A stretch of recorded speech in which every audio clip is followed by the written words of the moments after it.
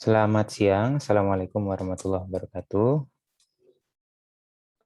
Waalaikumsalam. Waalaikumsalam Ya, Pak. warahmatullahi wabarakatuh. Apakah layar saya dapat terlihat?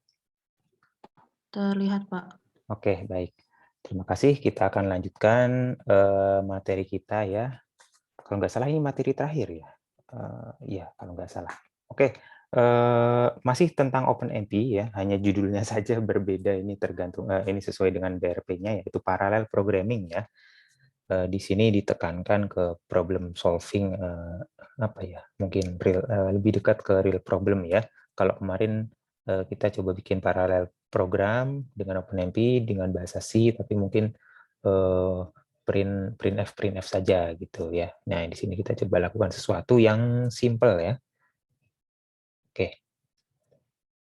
Aduh, gimana ngapusnya? Oh iya. Nah, aku nggak bisa. Oke.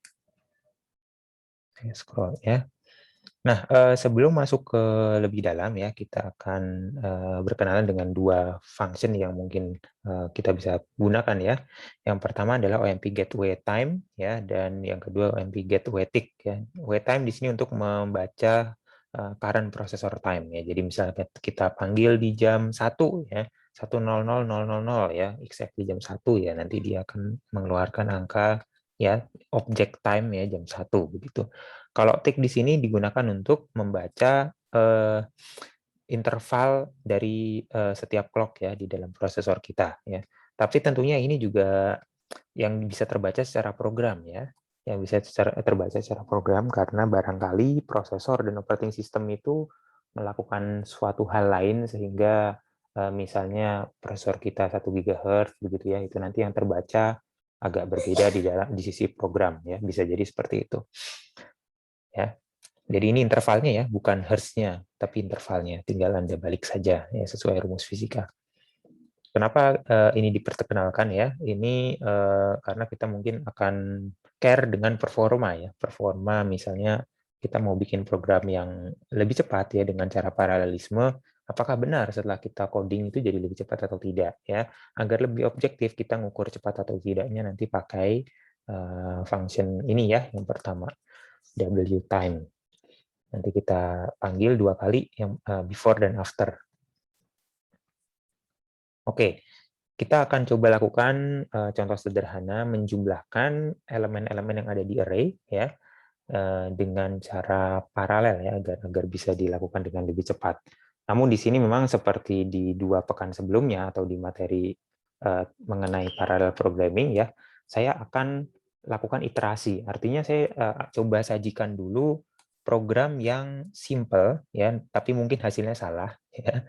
Simple, hasilnya salah dan tidak optimal gitu ya. Nanti kita iterasi, kita ulangi lagi, kita cek lagi, kita sempurnakan sedikit demi sedikit ya. Kalau Anda mau tahu hasil source code yang benernya seperti apa, mungkin nggak terlalu panjang ya, tapi Anda jadi nggak tahu ceritanya, nggak tahu logiknya, gimana bisa sampai ke arah sana ya. Kita kurang bisa mengapresiasi lah kalau nggak tahu yang kondisi normalnya seperti apa ya. Oke, kondisi normal tanpa adanya paralelisme ya, tanpa memanfaatkan fitur-fitur dari OMP ya. Di sini saya punya array ya. Array-nya jumlah elemennya ada 500.000 ya. Ini nolnya ada 5, jadi 500.000. Kenapa saya set 500.000? Karena ini yang bisa saya compile dengan mudah ya. Kalau saya mau atau di komputer kalian ya pengen coba angka yang lebih besar, mungkin harus diubah-ubah di sisi compilernya, komen untuk ngompelnya ya, karena ada limitasi biasanya.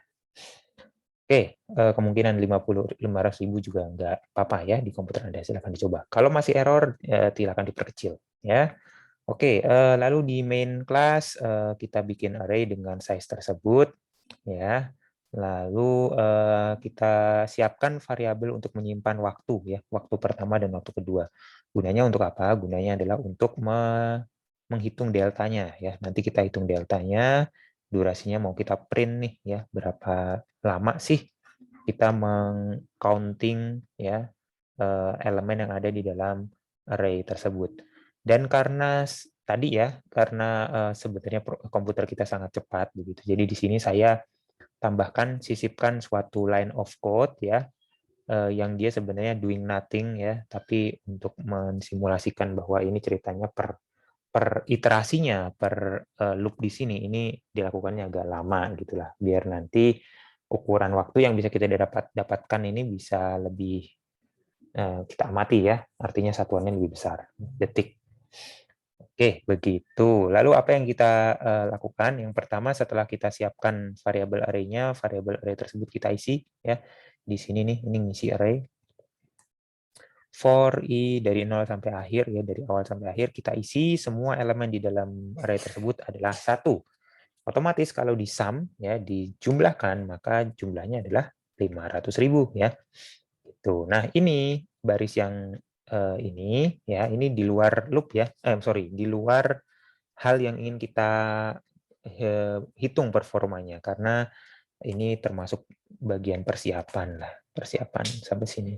Yang atas kita nggak perlu hitung delay-nya berapa. Nah, yang perlu kita hitung tuh yang ini ya, kita mau hitung loop. Loop ini kalau nggak diparalelkan tuh berapa lama gitu.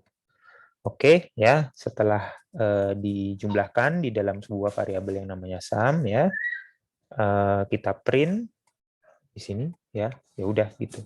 Itu saja ya.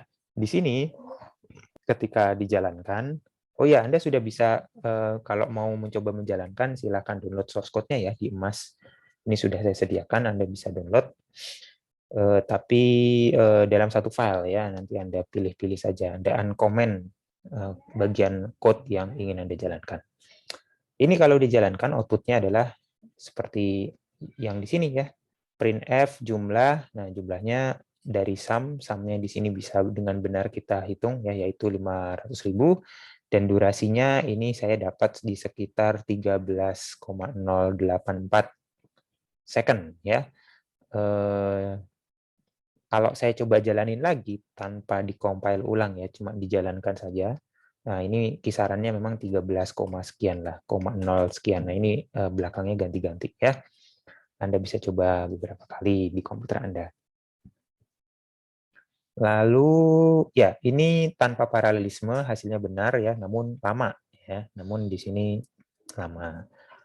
Supaya cepat kita coba lakukan secara paralel ya. Kalau di sini tadi nggak paralel nih ya. Satu thread saja dari awal sampai akhir nih satu thread. Sekarang kita coba lakukan secara paralel dengan berbekal pengetahuan yang kita dapatkan di pekan lalu misalnya seperti itu ya. Sebenarnya nanti ada komen-komennya yang sudah ada juga di dokumentasi ya, tapi mungkin ada yang belum baca gitu. Jadi kita akan coba dengan komen-komen atau fitur-fitur dari OMP yang sudah kita tahu ya. Oke, ininya sama ya, sleep tadi durasi untuk mengulur waktunya ini sama, terus ukuran array-nya sama ya. Lalu ada variabel A untuk array, lalu i sum ya, lalu ada T1 T2 ini juga sama ya. T1 T2-nya juga tetap di sini dipanggil di sebelum dan setelah loop ya. Dan loop inilah yang akan kita paralelkan. Oke, terus di sini sama nih di baris ke berapa nih ya? Yang ini sama, ini tujuannya adalah untuk menginisiasi semua elemen di dalam array nilainya menjadi 1 ya. Gitu. Lalu kita tambahkan direktif untuk memulai paralel section ya, atau parallel region. Pragma OMP paralel, terus saya tambahkan di sini private variable ya yang dimiliki oleh setiap thread nantinya adalah i ya, karena i di sini saya taruhnya di luar dari parallel region. By default dia akan shared ya, tapi di sini saya pengen dia private. Oke, lalu di setiap thread akan melakukan looping ya, akan melakukan looping dari 0 sampai akhir ya. Lalu dijumlahkan ke dalam variabel sum, di mana variabel sum ini adalah variabel yang shared ya. Begitu. Lalu J ada di mana nih? Oh, J ada di sini ya. Jadi ini private by default dan dia akan mengulur waktu. Udah, itu aja ya. Setelah itu kita print hasilnya. Jumlahnya berapa dan durasinya berapa. Nah, sekarang kita cek ya. Anda coba jalankan beberapa kali, ya, mungkin nggak akan sama hasilnya, nggak akan selalu sama, jadi beda-beda. Di sini saya mendapatkan instead of 500.000, ya, harusnya kan 500.000 nih, saya malah dapatnya berapa nih? 3 juta, hampir 4 juta, ya. Dari mana angka tersebut, ya? Ya, saya juga nggak tahu, ya, bukan nggak tahu sih. Kalau ditebak sih ini terjadi race condition, ya, race condition, karena semua thread sama-sama menjumlahkan, sama-sama mengincrement atau ya menulis ulang sum, ya, variabel sum yang shared ini. Itu yang pertama. Yang kedua, kesalahannya adalah kesalahan di programmer, ya. Jadi programmernya di saat dia ngoding dia nggak tahu berapa jumlah thread yang akan dibuat ketika program berjalan, ya, karena bisa saja programnya nanti dijalanin di komputer yang cuma dual core, ya, atau ya cuma support 2 thread, ada juga yang support sampai 8 thread, ada juga yang 16 dan seterusnya. Dia nggak tahu, ya. Maka di sini dia bilang, oke, setiap thread harus menjumlahkan dari 0 sampai 500.000, ya. Maka di sini kalau di punya saya, thread-nya ada 8, ya. Masing-masing menjumlahkan angka yang kalau benar dilakukan penjumlahannya itu 500.000, ya. 500.000. Maka kalau ada 8 ya wajar, ya, 4 juta, ya, totalnya. 4, aduh, pulpennya putus-putus. 4 juta, ya. Ini kalau benar. Tapi tetap saja salah karena tujuan kita pengen nge-count up to 500.000, ya. Nah, meskipun kita bisa menebak kalau 4 juta itu terjadi sebagaimana mestinya, tapi ternyata yang terjadi bukan 4 juta, ya. Ada yang nggak kecatat, yaitu karena race condition tadi, ya. Konteks switching terjadi sebelum nilai sum apa namanya, difinalisasi, ya, begitu. Dan durasinya di sini berkurang, ya, bisa berkurang. Harusnya sih nggak berkurang, ya. Kenapa? Karena masing-masing thread, ya, masing-masing thread nih ujung-ujungnya sama aja, dia menjumlahkan dari 0 sampai 500.000, ya.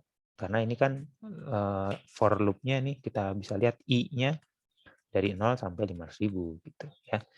Jadi di sini nggak bener nih programnya, ya, nggak bener. Oke, kita akan coba iterasi, kita akan perbaiki code ini di berikutnya, ya.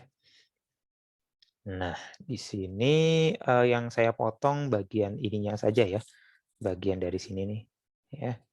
Kita coba lihat dengan lebih detail. Ya, di sini kita pakai directive pragma OMP paralel, ya, sama seperti tadi, tapi kita tambahin private-nya, ya. Private-nya ini ada nggak cuman i, ya, ada tid, from, sama to, ya, ini untuk membantu saja. Nanti kita akan printf soalnya, ya. Otomatis tid, from, dan to ini kita harus definisikan, ya, di atas, ya, di sebelum directive pragma OMP paralel ini, begitu. Kita harus kita harus definisikan instansiasi, ya. Lalu apa yang kita lakukan di dalam segmen paralel di sini, kita coba isi tid, ya, tid private, id dari thread, masing-masing thread, oke lah, ya. Lalu jumlah thread yang ada, oke, ya. Nah, di sini kita nggak bicara masalah optimisasi, ya. Di pertemuan sebelumnya kita punya 2 variabel, yaitu tid dan numT. Lalu kita optimize bagaimana agar numT ini dipanggilnya cuma sekali saja, oleh satu thread saja, dan lain sebagainya, ya. Di sini kita nggak fokus ke situ, tapi kita fokus ke bagian perhitungan loop-nya, ya.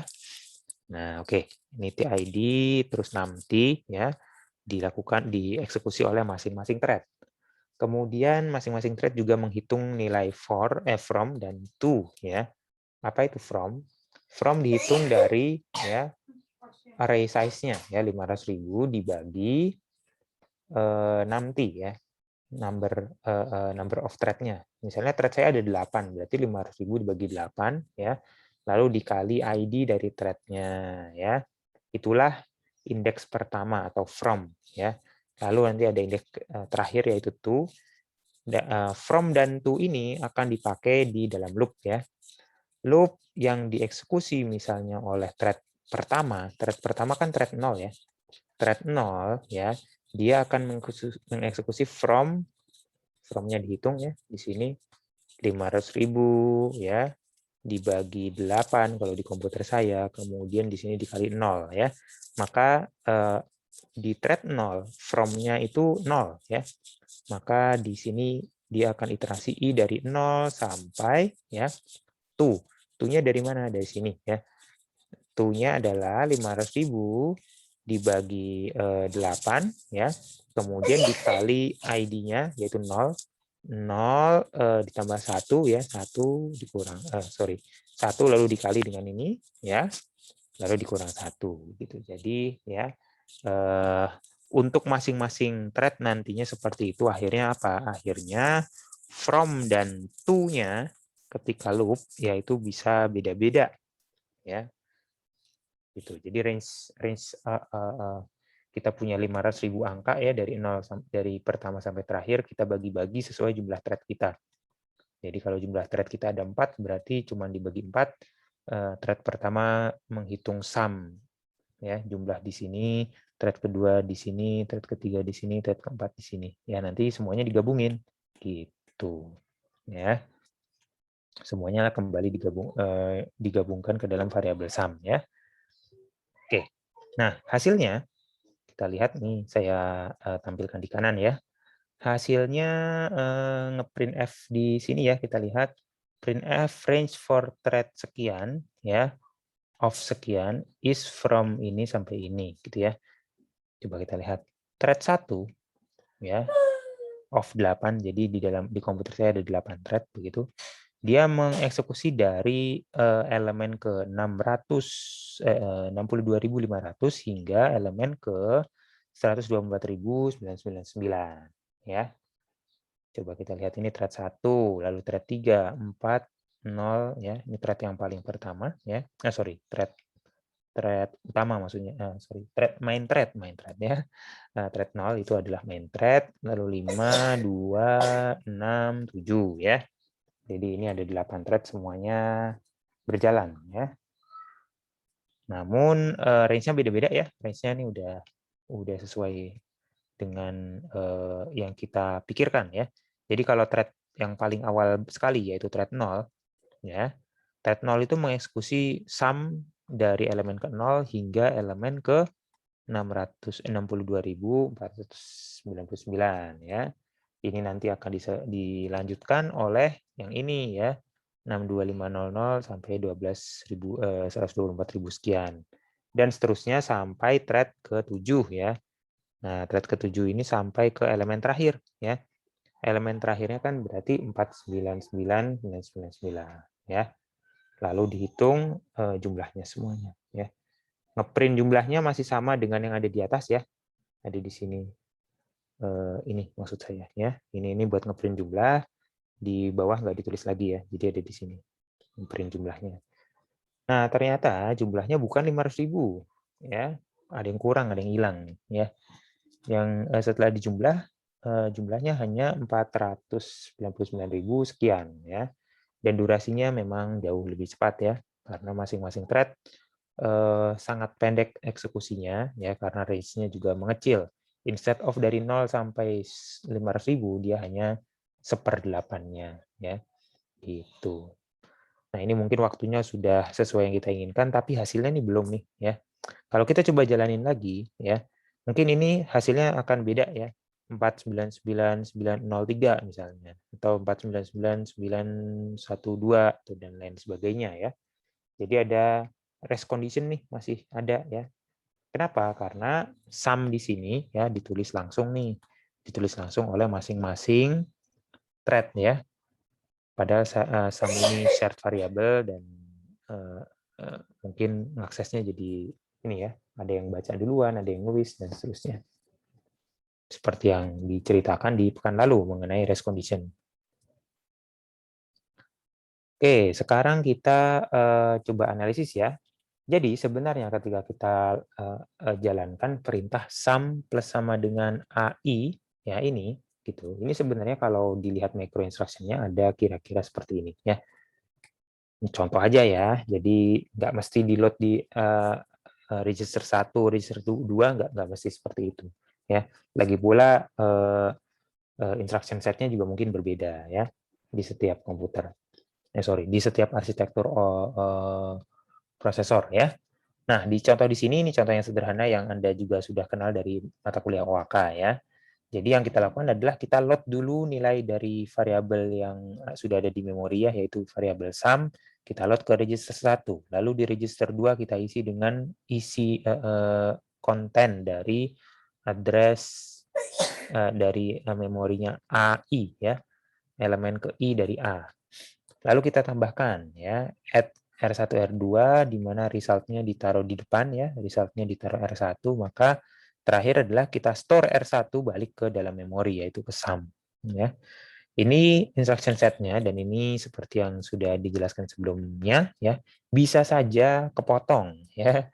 Thread 1 misalnya baru ngerjain sampai sini kepotong ya, dilengkap di selak ya, disalip oleh thread yang lain ya. Jadi balapan memang ya, kita nggak tahu siapa yang duluan. Race condition akan terjadi ya, because context switching ya may happen in between micro instruction ya. Jadi bisa kepotong di situ, bisa kepotong di sini, potong di sini dan lain-lain ya. Ini kita harus terima ya sebagai programmer, ya udah kita nggak bisa ngapa-ngapain karena memang prosesor ya begitu itu arsitekturnya.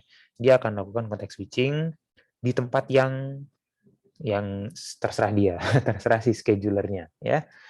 Nah, maka di sini solusinya adalah kita memaksa agar operasi ini ya ketika nanti dijalankan, berapa banyak pun micro instruction-nya itu semuanya tetap nggak boleh dipecah, nggak boleh di selak ya, dengan perintah dengan direktif pragma OMP kritikal ya. Nah, ini harus mengenclose, membungkus operasi ini ya, gitu. Gimana ngebungkusnya? Ya pakai kurung kurawal ya. Pemakaian kurung kurawal hanya boleh tidak dipakai ya kalau critical section-nya cuma satu baris ya. Kita lihat di sini ya. Solution ya dengan OMP critical ya. Kita bikin dulu lokal variabel ya. Lokal variabel. Ya. Jadi ini private nih ya. Private variabelnya selain I, TID from to ada juga local sum dan juga udah ya, dan juga J ya. Jadi ada 6 lokal variabel di dalam masing-masing thread. Nah, khusus untuk yang ini local sum ya, ini kita gunakan untuk apa? Untuk menyimpan hasil sum di masing-masing thread ya, hasil penjumlahan di masing-masing thread. Kalau kita ikuti seperti tadi ya, from dan to-nya ini sudah benar ya yang tadi. Jadi kita sudah bisa hitung range yang harus ditangani oleh masing-masing thread ya, oke. Lalu instead of langsung menulis ke sum ya, kita nulis dulu ke local sum ya. Jadi masing-masing thread nulis ke local sum, karena local sum ini tidak shared maka tidak ada masalah, tidak ada race condition di sini, ini aman ya. Lalu setelah loop-nya selesai ya, masing-masing thread akan langsung nulis ke sum ya. Tapi nulisnya ini diapit ya, diapit tanda maksudnya di dalam critical section ya, critical section begitu. Jadi apa yang terjadi dalam critical section itu adalah sesuatu yang tidak boleh dipecah. Ya, misalnya critical section-nya 100 line of code ya, kita enclose, kita bungkus dengan kurung kurawal, ada banyak code-nya begitu. Maka 100-100-nya ini ketika sedang dieksekusi oleh thread 1 ya, thread 2 nggak boleh mengeksekusi itu juga ya. Jadi barangkali di sini memang ada akses ke memori-memori yang shared ya. Jadi harus dibaca dan ditulis dengan apa ya, diatur oleh OS atau si compilernya ya. Jadi nggak bisa tabrakan dengan adanya OMP critical section ini. Tabrakan maksudnya ini ya, sama-sama nulis ke sum tapi nilainya nanti tidak konsisten ya. Itu. Nah, sekarang kita berkenalan dengan for ya. For ini loop ya, loop, tapi di OMP ada direktif pragma OMP for. Gunanya apa ya? Gunanya adalah pada kasus seperti yang ini tadi ya, ini udah bener nih, saya nggak tulis hasil outputnya ya, tapi ini udah benar ya. Anda boleh coba. Ini ketika dieksekusi sum-nya sudah sama dengan 500.000 ya. Dan waktunya, waktu tadi saya nyebut apa? Delay atau apa?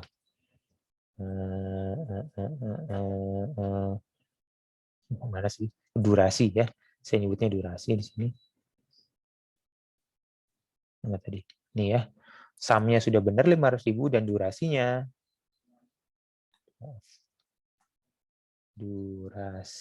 ini sudah kecil ya. Sudah saya lupa berapa, tapi ini sudah lebih singkat daripada yang tidak paralel ya. Sudah menurun lah ya, durasinya sudah menurun. Jadi dengan code ini sebenarnya kita sudah memenuhi target kita, yaitu kita bisa menghitung dengan cepat ya. Tapi ada cara lain ya yang memanfaatkan fitur dari OMP atau library-nya OMP. Apa itu ya? Yaitu Pragma OMP4 ya, adanya di sini. Ini nanti kita lihat ya. Sebelumnya kita coba cek dulu ya. Ini masih sama ya, 500.000, terus ini juga slipnya masih sama. Kemudian di dalam global parameter definition, variable definition ini ada A, I, sum, T1, T2. Lalu di sini kita isi array-nya dengan nilai 1 semua ya. Lalu kita hitung waktunya T1 dan T2 untuk nanti di print ya. Dan di sini jumlahnya adalah sum ya. Nah, yang kita lakukan di sini adalah kita bikin dulu parallel region ya. Kita putuskan kapan mulai boleh forking thread ya. Gitu. Nah, di dalamnya kita bikin lokal variabel ya, sesuai dengan yang kita butuhkan. Di sini yang kita butuhkan hanya lokal sum ya. Kenapa kok di sini saya nggak nulis lagi private i gitu, sama seperti di halaman ini ya. Ini kan ada private i, tid, from, to gitu ya. Kenapa saya nggak bikin ya? Untuk variabel i, tid, from, dan to ya. I ya, ini didefinisikannya di global ya, di luar, bukan global sih, public maksudnya, boleh diakses oleh banyak thread ya, oleh semua thread. Nah, I ini harusnya dibikin private dong, karena apa? Karena kita kan mau bikin loop ya, dan masing-masing loop nanti di masing-masing thread harus mengerjakan section yang berbeda ya, sama seperti ilustrasi tadi. Ini array-nya, terus kita punya 4 thread, maka dibagi jadi 4 ya. Jangan ada thread yang misalnya nih thread 1 ngitung dari sini sampai sini ya. Terus thread 2 ngitung juga dari sini sampai sini kan. Jadi nanti ketika dihitung ada double ya. Jadi lebih banyak hasilnya gitu. Nah, I ya harusnya private, tapi kalau kita sudah pakai Pragma MP4, maka variabel iterator yang ada di dalam for loop tersebut ini otomatis menjadi private ya, gitu. Jadi kita nggak perlu lagi nih di sini, nggak perlu lagi di sini di samping paralel ya, di sini ini kita ketik private i gitu ya. Untuk from dan to kita nggak pakai lagi di sini karena apa?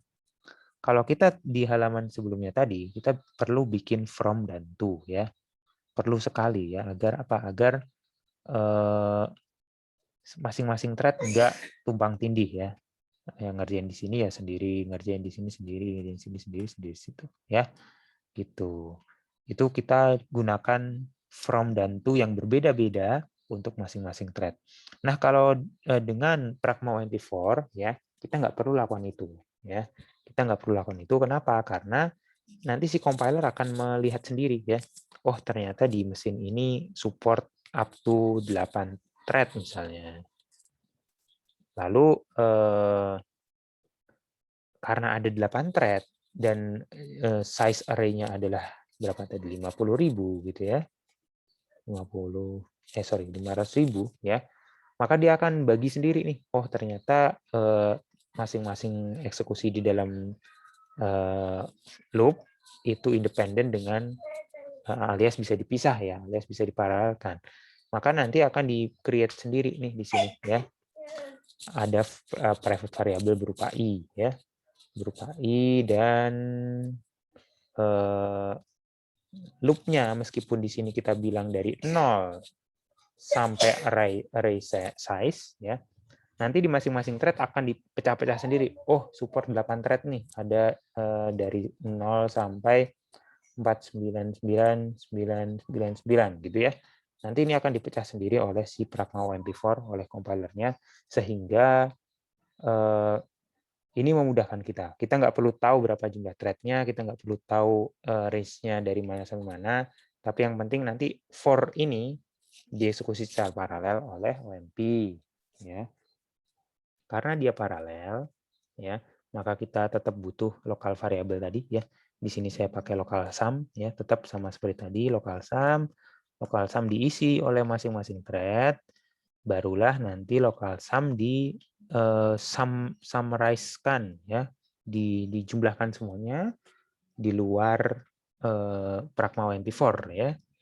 Lalu kita masukkan ke dalam variabel sum, dan itu harus diapit dengan tanda bahwa operasi ini adalah critical, ya, gitu. Nah, ini kalau dijalankan, hasilnya sudah benar, ya. Sudah benar, yaitu jumlahnya adalah 500.000 dan durasinya adalah durasi yang sangat singkat kalau dibandingkan dengan tulisan saya jelek ya, 500.000, ya.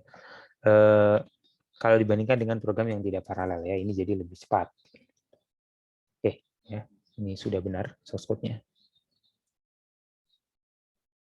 Ya, sampai di sini ya seperti biasa ya, kalau ada yang ingin bertanya silakan langsung ditanya saja ya.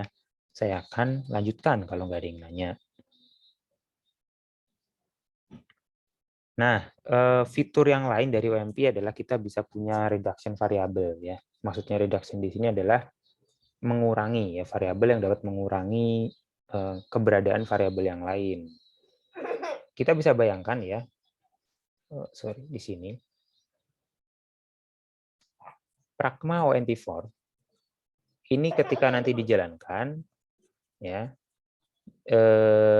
akan dibuat thread ya, yang masing-masing mengeksekusi bagian dari array ya. Tadi saya punya array panjang ya 500.000 nih sini ya. Nih. Terus thread-nya ada 4 ya, maka otomatis nanti thread 1 disuruh ngerjain dari sini sampai sini, thread 2 dari sini sampai sini, thread 3 dan seterusnya. Tidak ada yang tumpang tindih pekerjaannya. Udah dikerjain thread lain tapi dikerjain lagi oleh dia. Itu tidak mungkin terjadi ya. Nah, pada saat eksekusi ya, ini nih. Di dalam sini, di dalam loop ya, ada variabel-variabel lain yang mungkin kita buat ya. Seperti misalnya di sini saya iseng-iseng bikin variabel J gitu ya. Sebenarnya sih bukan variabel J ya. Variabelnya mungkin di sini local sum lah ya. Masing-masing thread punya local sum sendiri ya. Akhirnya apa? Kalau ada 8 thread, maka akan ada 8 variabel, 8 local sum yang disimpan di RAM ya. Cukup makan tempat ya. Nah, reduction artinya di sini yang kita bisa mereduce jumlah variabel adalah sum ya. Ketika loop sudah selesai, maka isi memori lokal sum ini harusnya sudah tidak eksis lagi. Ya. Maka dari itu dia harus dipindahkan ke variabel lain yang merupakan jumlah semuanya ya. Gitu. Oke, sekarang kita lihat ya yang pakai reduction variable itu seperti apa sih di OMP ya. Di OMP kita bisa tambahkan keyword ini ya, reduction bla bla bla. Ya. Jadi cukup simpel ya. Sisanya sama nih, source code-nya sisanya sama. Yang beda adalah di sini kita tambahkan reduction ya. Nama variabel untuk mereduce-nya adalah sum dan operasinya adalah penjumlahan ya, operasinya penjumlahan.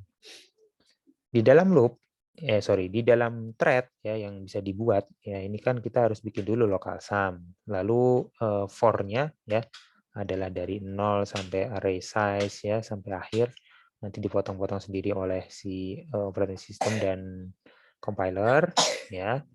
Lalu di sini kita bisa langsung ya.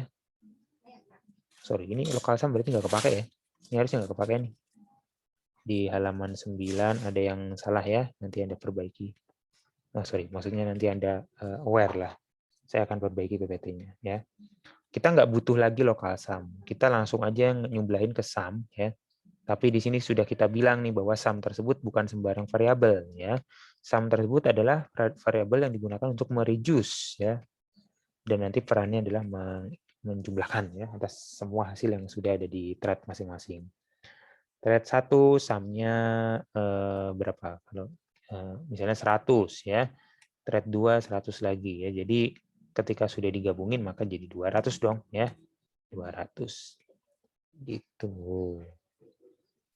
Sisanya sama ya, kita add delay lalu kita hitung waktunya T1 T2 dan di print ya. Ini sama ya. Reduction variable.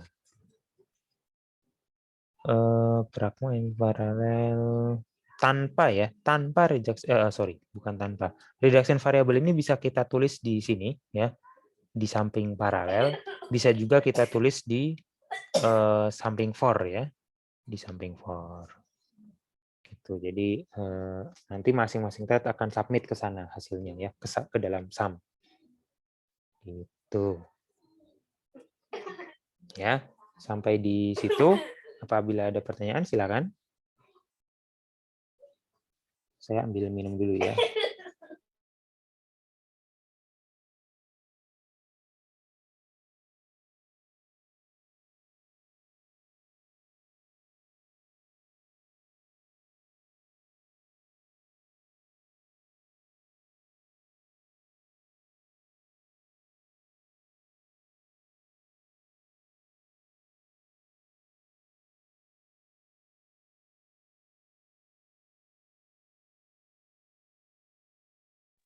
Oke, sekarang kita masuk ke task ya. OMP ya, mengenal istilah task. Ya. Nah, ini mungkin agak bingung juga ya. Jadi sebenarnya kita punya apa aja sih? Kita punya core ya, prosesor ada core-nya. Misalnya di sini saya gambar ada 2 core ya. Lalu kita punya thread ya. Di sini misalnya saya gambar 1 core masih bisa mengeksekusi 2 thread sekaligus ya. Ya enggak murni sekaligus lah, tapi ada konteks switching di sana ya. Lalu ada task ya. Task itu apa sih? Ya, ini saya gambarnya kotak juga, ntar rancu, lingkaran aja ya. Ada task ya. Task itu pekerjaan ya. Task adalah pekerjaan ya. Jadi unit pekerjaan lebih tepatnya ya. Bisa saja ya kita sebagai programmer mendefine suatu pekerjaan 1000 line of code itu sebagai satu task ya. Bisa aja, nggak ada masalah ya. Atau kita mau pecah-pecah juga boleh ya. Pecah-pecahnya jadi 3, boleh jadi 10, boleh jadi 100, boleh terserah ya. Nah, apa bedanya dengan thread ya? Jadi di OMP ada thread, bayangannya tuh thread itu seperti apa ya? Seperti ini ilustrasi dari saya ya. Thread ini seperti pihak ketiga, orang yang dia itu mengambilkan sesuatu ya dari atas lalu diberikan ke bawah untuk diproses ya. Ini prosesor ya atau server ya.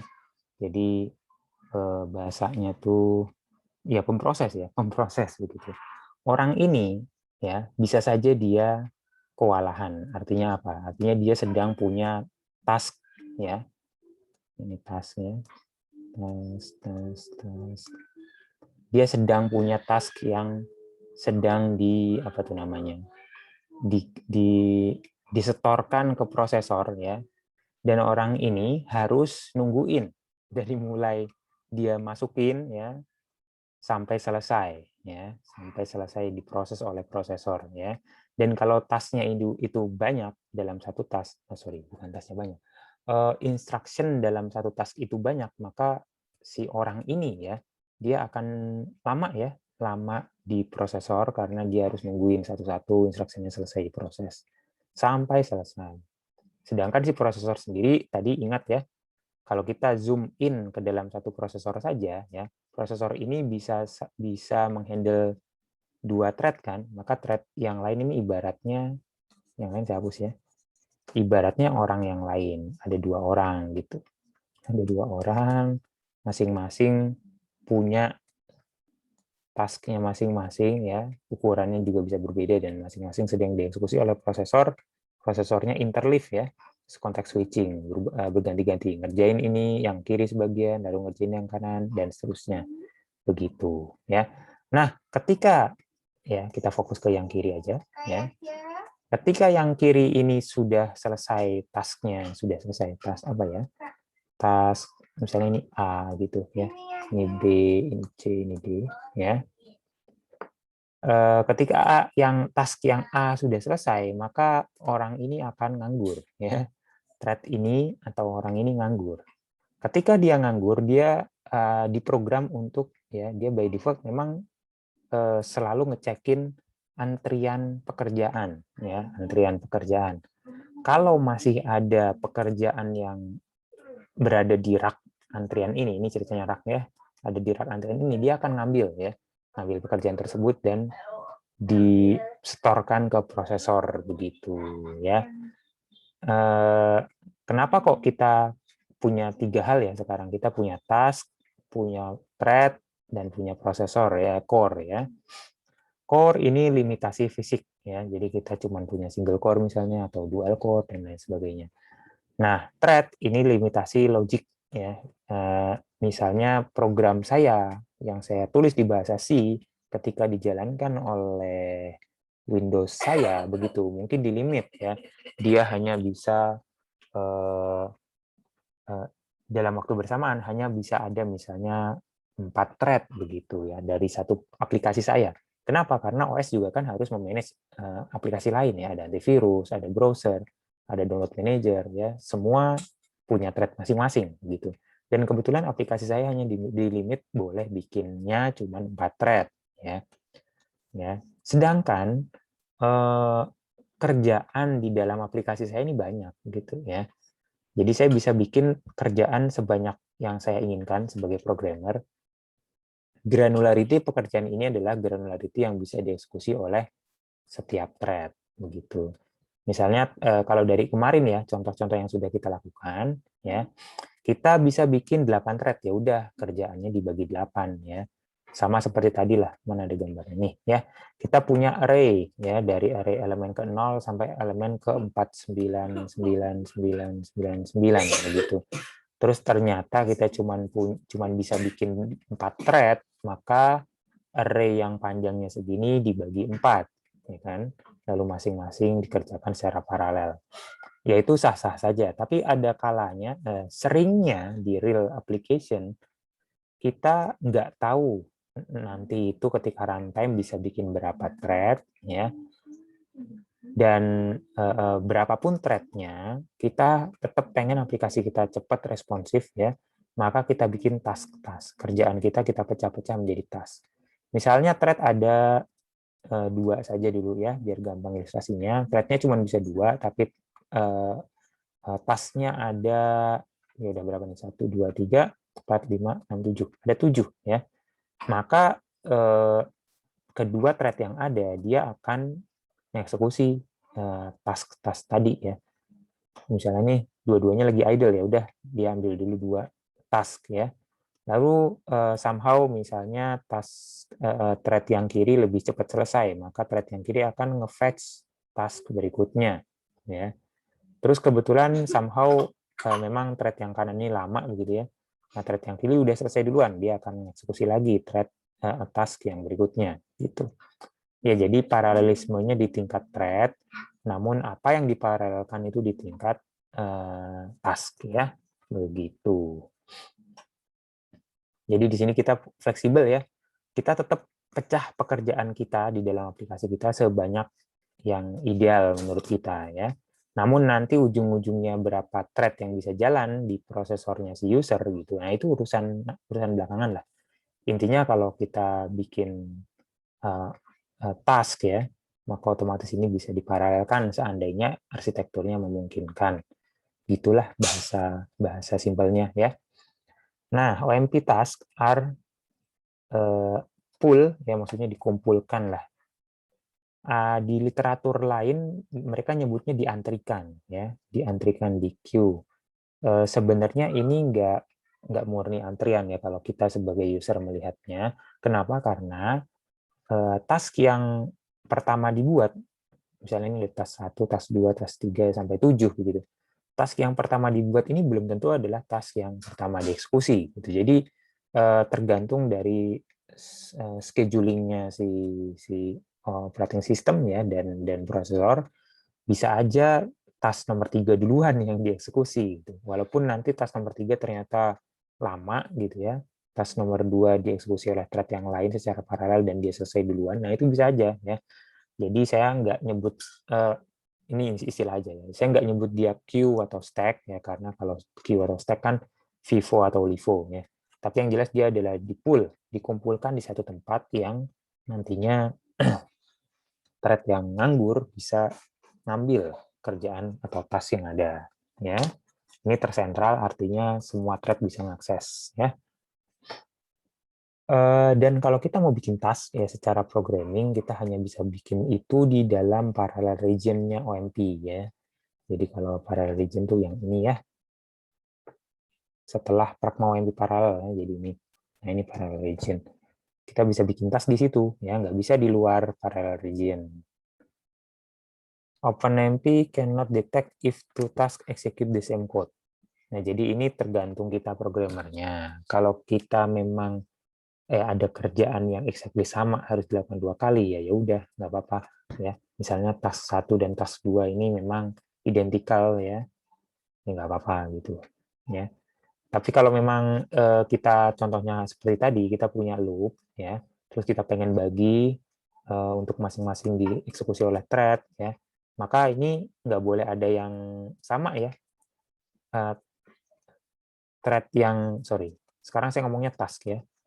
Task yang pertama dia harus ngerjain salah satu task harus ngerjain di region ini, rentang ini. Task yang lain harus di bagian sini, lalu yang lain di bagian sini, yang lain di bagian sini, gitu ya. Nggak boleh ada yang tumpang tindih. Ujung-ujungnya ada 4 task yang antri di dalam pool tadi ya, ada 4 task. Terus kalau ceritanya cuma ada 2 thread yang bisa jalan di dalam program kita, ya udah nanti dia akan nge-fetch ya, ngerjain ini dulu, ada yang barangkali ini dulu, lalu ini gitu ya, barangkali ya seperti itu. Jadi intinya kalau di kasus ini, kasus penjumlahan array, kita nggak boleh tasknya ya, nggak boleh ada yang sama, identical. Nah, tapi mungkin di program yang lain ada yang identical ya. Yang jelas di sini OMP nggak bisa ngedetect ya, nggak bisa report error. Oh ini error nih, thread ini mengeksekusi task yang sama. Nggak bisa seperti itu ya. Kita sebagai programmer harus yang mendesain. Nah ini seperti yang saya ceritakan tadi, thread which are not busy picks one task from the pool ya.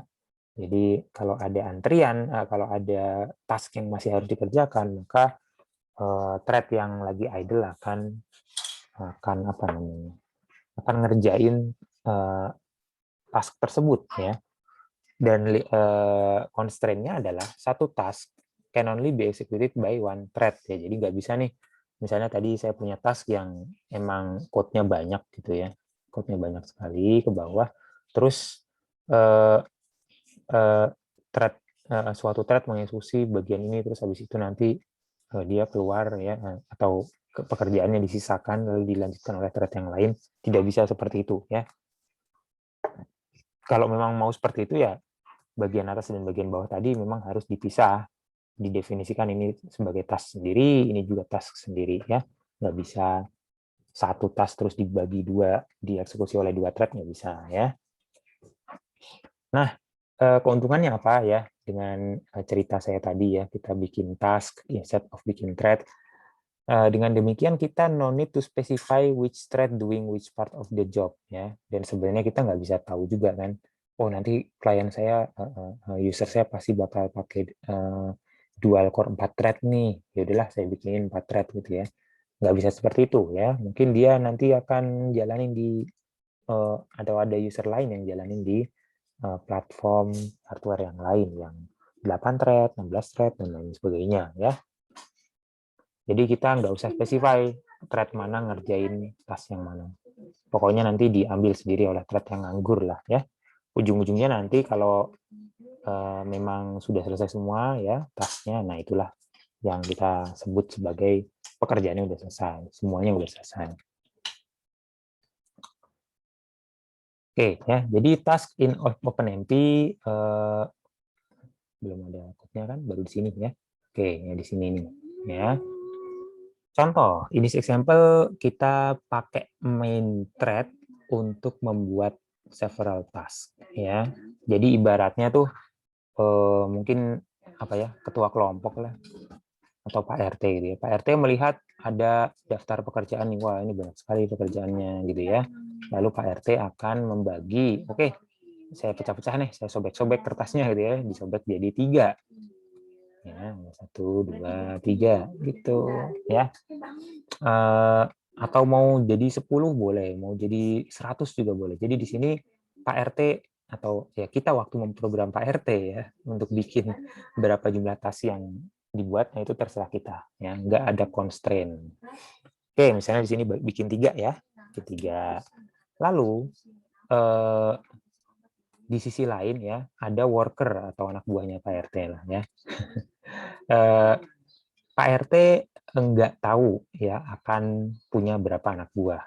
Misalnya dia lagi running di komputer saya sekarang, maka dia akan bisa punya up to by default ya, up to 8 anak buah ya. Ada sampai 8 begitu. Nah, kebetulan pekerjaannya cuma 3 ya. Ya nanti thread-nya paling yang kerja cuma 3 gitu kan. Atau misalnya kerjaan tasnya ada banyak nih, sekarang ada 5 gitu. Terus kebetulan thread-nya cuma 2 ya, yang bisa di-create thread-nya cuma 2. Maka nanti pekerja inilah yang akan mengambil task yang ada di kiri ini, misalnya si ini ngambil yang ini, lalu si ini ngambil yang ini gitu ya. Dibawa ke prosesor, disuruh ngerjain dan seterusnya ya. Gitu. Jadi di dalam contoh ini berarti ada 3 thread ya, thread Pak RT, lalu thread worker gitu ya. Ini contoh saya ya. Sebenarnya yang bisa bikin thread, yang bisa bikin task nggak cuma Pak RT ya. Si thread yang lain pun bisa bikin task ya. Tapi kita lihat dulu lah contoh yang ini ya.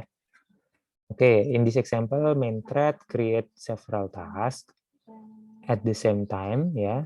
Waktu Pak RT bikin task ini ya, at the same time ya, other thread are idling ya. Jadi thread yang lain masih nganggur ya ketika Pak RT baru nyobek-nyobek kertas yang itu tadi ceritanya, maka thread yang lain belum ada kerjaan ya. Gitu. Jadi prosesor sebenarnya diokupai oleh thread utama ini ya yang lagi bagi-bagi task gitu. Once created, each task is available in the pool ya. Jadi ini nanti semuanya akan masuk ke dalam pool ya. Begitu ada satu yang available ya, maka langsung thread-nya ini dischedulekan oleh operating system akan mengecek ya keberadaan task dan akan pick up task tersebut untuk dijalankan. Nah, beware ya bahwa di sini task mana dieksekusi oleh thread yang mana itu kita unknown, kita nggak tahu ya. Task created by thread 1 may not be executed by thread 1 ya. Jadi ini memang faktanya lah, kita harus aware. Lalu unknown ordering. Belum tentu thread 1 itu di pick up duluan. Belum tentu thread 1 selesai duluan. Ya ini nggak tahu lah, unknown ya. Lalu unknown time and place where the context switch will happen. Maksudnya place tuh di baris code keberapa ya context switch akan terjadi. Oke, sekarang kita lihat contohnya di sebelah kiri ya. Ini masih contoh yang tadi, cuman size-nya saya perkecil ya. Sebentar. Ya, array size-nya sekarang cuma 500 ya. Lalu saya bikin variabel lain yang namanya step. Saya nggak bikin slip lagi sekarang ya. Saya remove slipnya. Saya juga di sini nggak ngitung OMP apa tadi, get wait time ya, nggak usah ya. Kita belum concern ke waktu di sini ya. Oke, Kita lihat, kita bikin array yang nanti size-nya 100, kemudian kita isi, 500 ya. Kita isi masing-masing dengan angka 1, ya, masing-masing elemennya. Lalu kita masuk ke parallel region, ya. Mulai di sini terjadi forking, ya, ingat ya. Jadi mulai di baris di sini nih sudah terjadi forking dengan jumlah thread yang diperbolehkan oleh compiler atau oleh operating system kita, ya. Nah, di sini saya bikin Pragma OMP master, ya. Jadi walaupun di sini sudah dipecah thread-nya misalnya menjadi 4 thread, ya. Thread 0, ya. Aduh. Thread 0, ya ini thread 0 sebelah kiri, lalu thread 1, thread 2, thread 3, begitu misalnya. Thread 0 sekarang saya suruh, ya, untuk mengeksekusi code yang ada di sini dari kurung kurawal ini sampai ini, ya. Jadi semuanya ini hanya dieksekusi oleh thread master saja, ya. Apa yang dilakukan oleh thread master? Yang dilakukan adalah oke, ini ada loop, ya. Lalu tapi loopnya kita lihat ya, di sini loopnya adalah dari 0 sampai array size, tapi loncatnya adalah sejauh step, ya. Ya, jadi bisa Anda bayangkan ini ada 500, ini 100, berarti loop ini akan dieksekusi 5 kali, ya. 5 kali, ya, loop ini. Gitu. Di masing-masing iterasi, ya, from-nya adalah i, ya. Jadi yang pertama 0, yang kedua 100, ya 100, ya, 100 dan seterusnya gitu ya sampai 5 kali. Oke. Lalu ngeprint, ya, ngeprint sesuatu. Thread sekian create task, ya. Tasknya apa? Tasknya adalah untuk menjumlahkan, ya. Menjumlahkan dari sekian sampai sekian. Elemen kesekian sampai elemen kesekian. Gitu. Ya. Lalu di dalam Pragma OMP master ini, ya, artinya ini semua hanya dieksekusi oleh satu thread saja, yaitu thread 0. Ada section Pragma OMP task, ya. Nah, inilah yang menjadi task, ya. Ibaratnya tadi Pak RT nih. Pak RT itu kerjaannya segini banyaknya, ya, dari awal sampai akhir dan diulang 5 kali, ya. Yang diulang 5 kali ininya, ya, bagian yang di sini nih. Ini diulang 5 kali. Jadi Pak RT akan nyobek-nyobek kertas, ya, jadi 5 misalnya kayak gitu, ya. Di dalam kertas tersebut apa yang tertulis? Di dalam kertas tersebut yang tertulis adalah ini, ya. Masing-masing task akan punya lokal variabel, yaitu local sum, dan masing-masing task akan ngeprint, ya, ngeprint ini. Lalu masing-masing task akan menjumlahkan, ya, dengan apa nih namanya? Kok ada J di sini? Saya bikin J di mana? Di atas, ya. Oh ya, J di sini nih. J di sini, ya. Ketika ada public global variable, ya, di atas nih, ini kan sebelum Pragma OMP paralel, ya, jadi harusnya dia itu share, ya. Tapi kalau dimasukin ke dalam task, ya, dia akan menjadi lokal, ya, menjadi copy. Gimana jelasinnya? Copy of. Oke, nanti kayaknya ada penjelasannya, ya. Ini kita pokoknya ini J-nya jadi lokal lah, ya, sama dengan ini lokal sum ini juga lokal, ya. Nanti akan saya jelaskan. Oke, jadi di sini dia menjumlahkan, ya, menjumlahkan dari from hingga to, ya. From sama to-nya di sini, from di sini to, ya. Dari i sampai i plus step minus 1, ya. Jadi kalau untuk iterasi yang pertama berarti from 0 to stepnya 100, mana tadi? Ya, stepnya 100, i-nya 0 dikurang 1 sampai 99, ya. Elemen ke 0 sampai elemen ke 99 ini dijumlahkan. Gitu. Lalu kita nyatakan ada Pragma OMP critical, ya. Lalu di dalam Pragma OMP critical ini adalah sum plus sama dengan local sum, ya.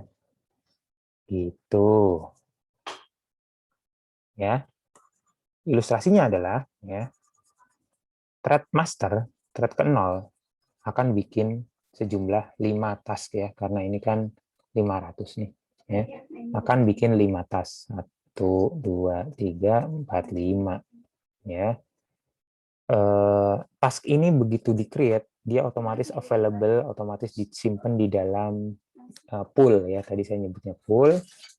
Dan ketika program kita melewati Pragma OMP paralel, ini sebenarnya program kita sudah ready dengan beberapa thread ya, sesuai dengan yang di-allow oleh operating system. Misalnya di-allow hingga bikin 4 thread ya. Maka thread yang pertama ini kan thread 0. Thread 0 kan yang thread, sorry, saya putus tadi ya. Tapi saya nggak tahu putusnya sampai di mana. Sampai di mana tadi ya?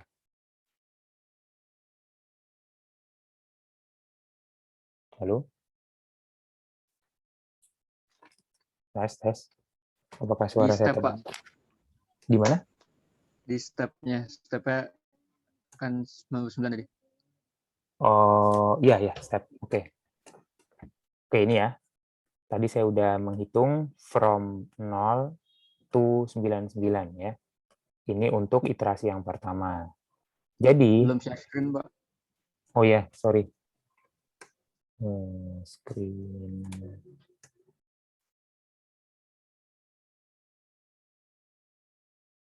Ya. Bentar, saya ganti WiFi deh sekalian, takutnya putus lagi.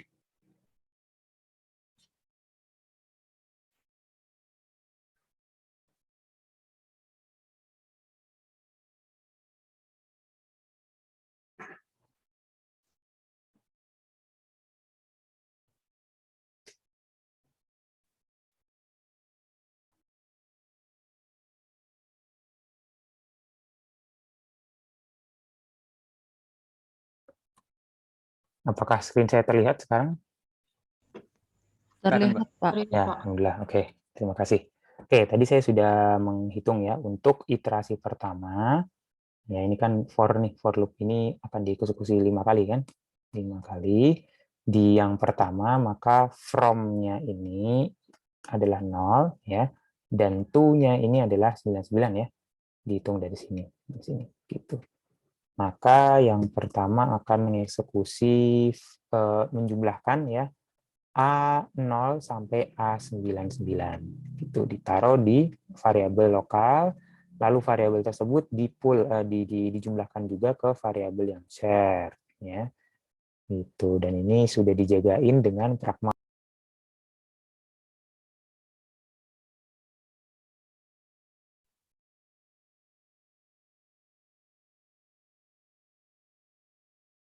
Oke. Ini koneksi cadangan ketiga saya. Sudah terlihat screen dan suara saya terdengar? Screen belum, Pak, tapi suara Screen Bapak belum. jelas. Oke. Oke. Apakah screen sudah terlihat sekarang? Sudah, Pak. Oke, ya. Mungkin agak delay nih yang ini sepertinya ya. Lupa tadi. Ya, sampai ini ya. Tadi saya sudah menjelaskan ada from, ada to. Nilai from dan to ini akan berubah-ubah setiap iterasi, dan karena dia berubah-ubah, maka setiap task yang di-create di sini akan punya jatah masing-masing ya. Jadi array kita adalah dari 0 sampai 500 ya. 0 sampai 499, dan ini dibagi 5 nih. Dibagi 5 ceritanya di mana? 1 2 3 gini ya. Nah, jadi task yang pertama akan dipakai untuk menjumlahin section sini, lalu yang kedua yang di sini, yang ketiga sini, dan seterusnya ya. Ini ada 5 task. 5 task ini akan akan ada di dalam pool ya. Akan ada di dalam pool. Lalu Lalu ketika program kita sudah melewati baris yang ini ya, Pragma OMP paralel, sebenarnya program kita udah bikin thread ya, sejumlah berapa thread yang diizinkan ya. Misalkan di sini contohnya ada 4 thread. 1 2 3 4 ya. Ada 4 thread, dan thread yang pertama tadi adalah thread yang meng-create task ini, ya. Jadi bayangan saya kemungkinan ya, waktu thread ke-0 ini meng-create job task 1, ya, maka seketika thread 1, 2, 3 ini yang lagi nganggur begitu, mereka akan nungguin prosesor ya, tergantung mereka dapat jadwal kapan begitu. Ketika misalnya yang dapat jadwal duluan adalah si thread 0, thread 1, thread 2, thread 3, ceritanya yang dapat jadwal duluan adalah thread 2 gitu. Maka thread 2 langsung akan mengkonsum task ini, task 1, ya. Dan mungkin ketika thread 2 lagi ngerjain, ya, thread 0 sudah menghasilkan task yang berikutnya. Ya, terus mungkin si scheduler belum sempat menschedulekan task thread 1 dan thread 3, maka thread 0 akan kembali menghasilkan task berikutnya, ya. Lalu mungkin akan dieksekusi oleh di pick up oleh thread 3, ya. Lalu mungkin task 1 akan pick up thread task yang ini, ya. Aduh, bingung. Thread yang 1 akan mengeksekusi task 2 begitu, ya, dan seterusnya. Jadi intinya thread 0 ini tugasnya bikin task, ya, sampai 5 begitu. Tapi kalau dia sudah nganggur, thread 1 sudah nganggur, dia pun boleh mengkonsum task yang ada gitu, ya, sampai intinya sampai semuanya kelima task ini selesai. Karena thread-nya ada 4 dan task-nya ada 5, bisa jadi ada 2 task yang dieksekusi oleh satu thread, ya. Atau mungkin satu thread justru karena dia dischedulekan terus oleh si operating system, dia mungkin bisa sempat mengkonsum lebih dari 2 task yang ada begitu. Jadi kita nggak tahu lah siapa mengeksekusi apa, kapan gitu. Yang penting kita bikin task. Setelah itu semuanya kita print, ya. Nah, jumlahnya kita print, kita ambil dari hasil sum yang sudah dijumlahkan secara critical section tadi. Gitu. Nah, kita lihat hasilnya. Ya. Tapi sebelum ngomongin hasil, ya, di sini ada constraint dulu nih, ya. Kita sebenarnya kalau sudah bikin task yang banyak itu tadi, ya, misalnya bikin 5 task gitu, kita nggak tahu kapan exactly, ya, kelima-limanya itu akan selesai, ya. Kenapa? Karena mungkin ya kita punya prosedur aplikasi kita, ya, kita algoritmanya adalah bikin 5 task misalnya, ya, buat 5 task, lalu ada, ini saya ngomongin flowchart ya, misalnya algoritma kita seperti ini, buat 5 task, terus ada seperti ini. Selesai, ada tanda tanya, ya, ada pilihan, bila no, maka wait, ya. Bila yes, maka kita akan do next thing, ya. Misalnya seperti itu. Misalnya ini algoritma kita, ya, flowchart-nya seperti itu. Nah, kita kan butuh tahu nih kapan kelima thread itu selesai begitu, ya. Nah, kita bisa paksa, ya, jangan sampai ada thread lain yang proceed ke sini, jangan sampai ada thread lain yang udah keburu ngerjain hal berikutnya, ya, sebelum kelima-limanya task ini selesai semua, ya. Ini kita bisa paksa dengan cara barrier, ya, yang sudah dijelaskan di pertemuan sebelumnya. Nah, barrier itu di beberapa direktif sudah disediakan secara implisit. Misalnya tadi kita sudah belajar mengenai Pragma OMP4, ya. Ini saya hapus lagi.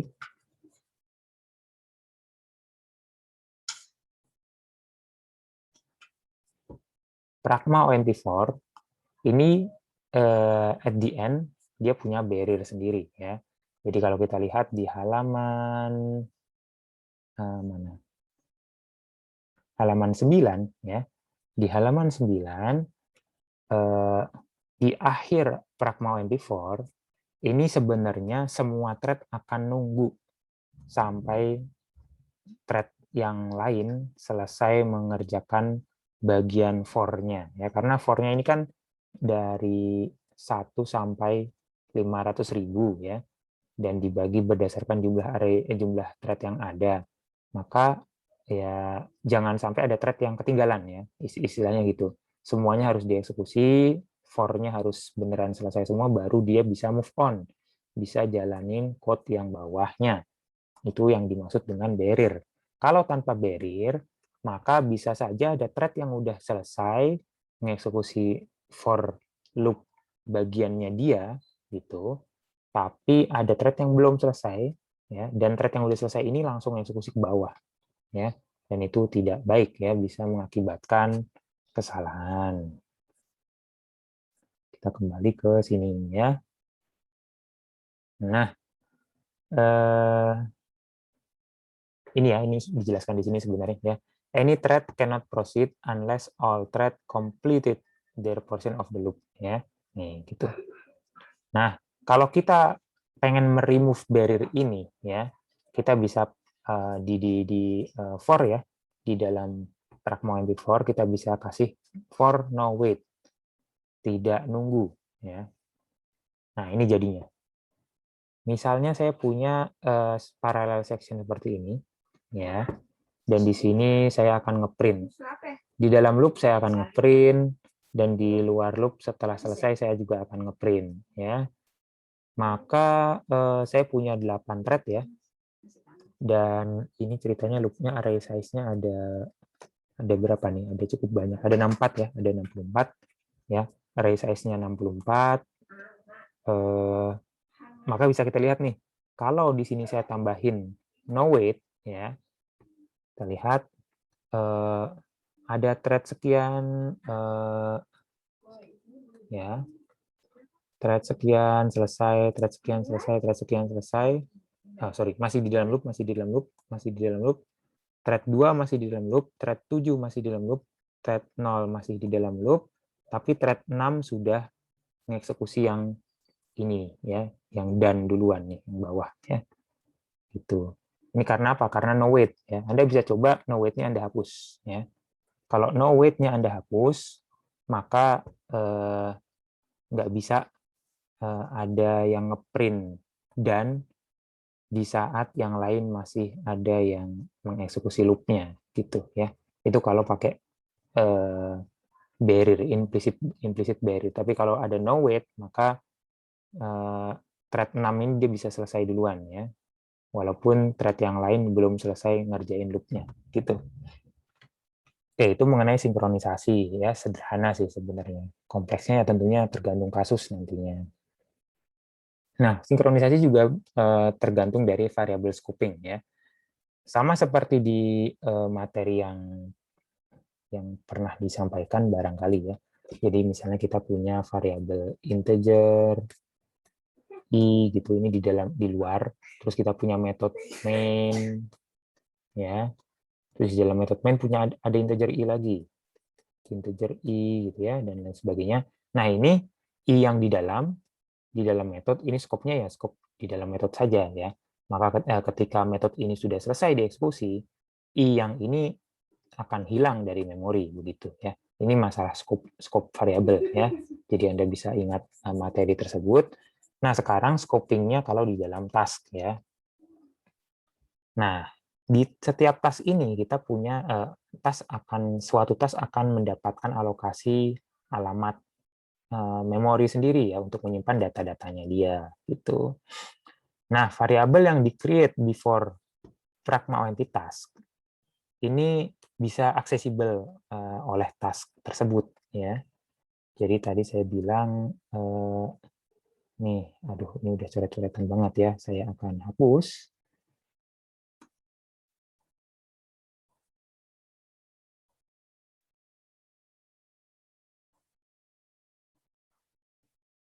Oke, yaudah kita hapus bagian saja. Kita lihat di sini ya. Ini ada variabel J ya. Variabel J, J-nya padahal dia itu di luar, bahkan di luar Pragma UMP paralel ya. Jadi harusnya J itu global atau shared ya. Nah, tapi ini kita ngomongin task ya. Ketika kita ngomongin task, J ini akan punya alamat memori sendiri ya. Jadi misalnya saya di dalam loop ini terciptalah 5 task tadi ya, maka akan ada 5 alamat memori ya. Saya gambarnya 2 aja lah ya, 2. Dan dia akan punya J, masing-masing punya J ya, di alamat yang terpisah.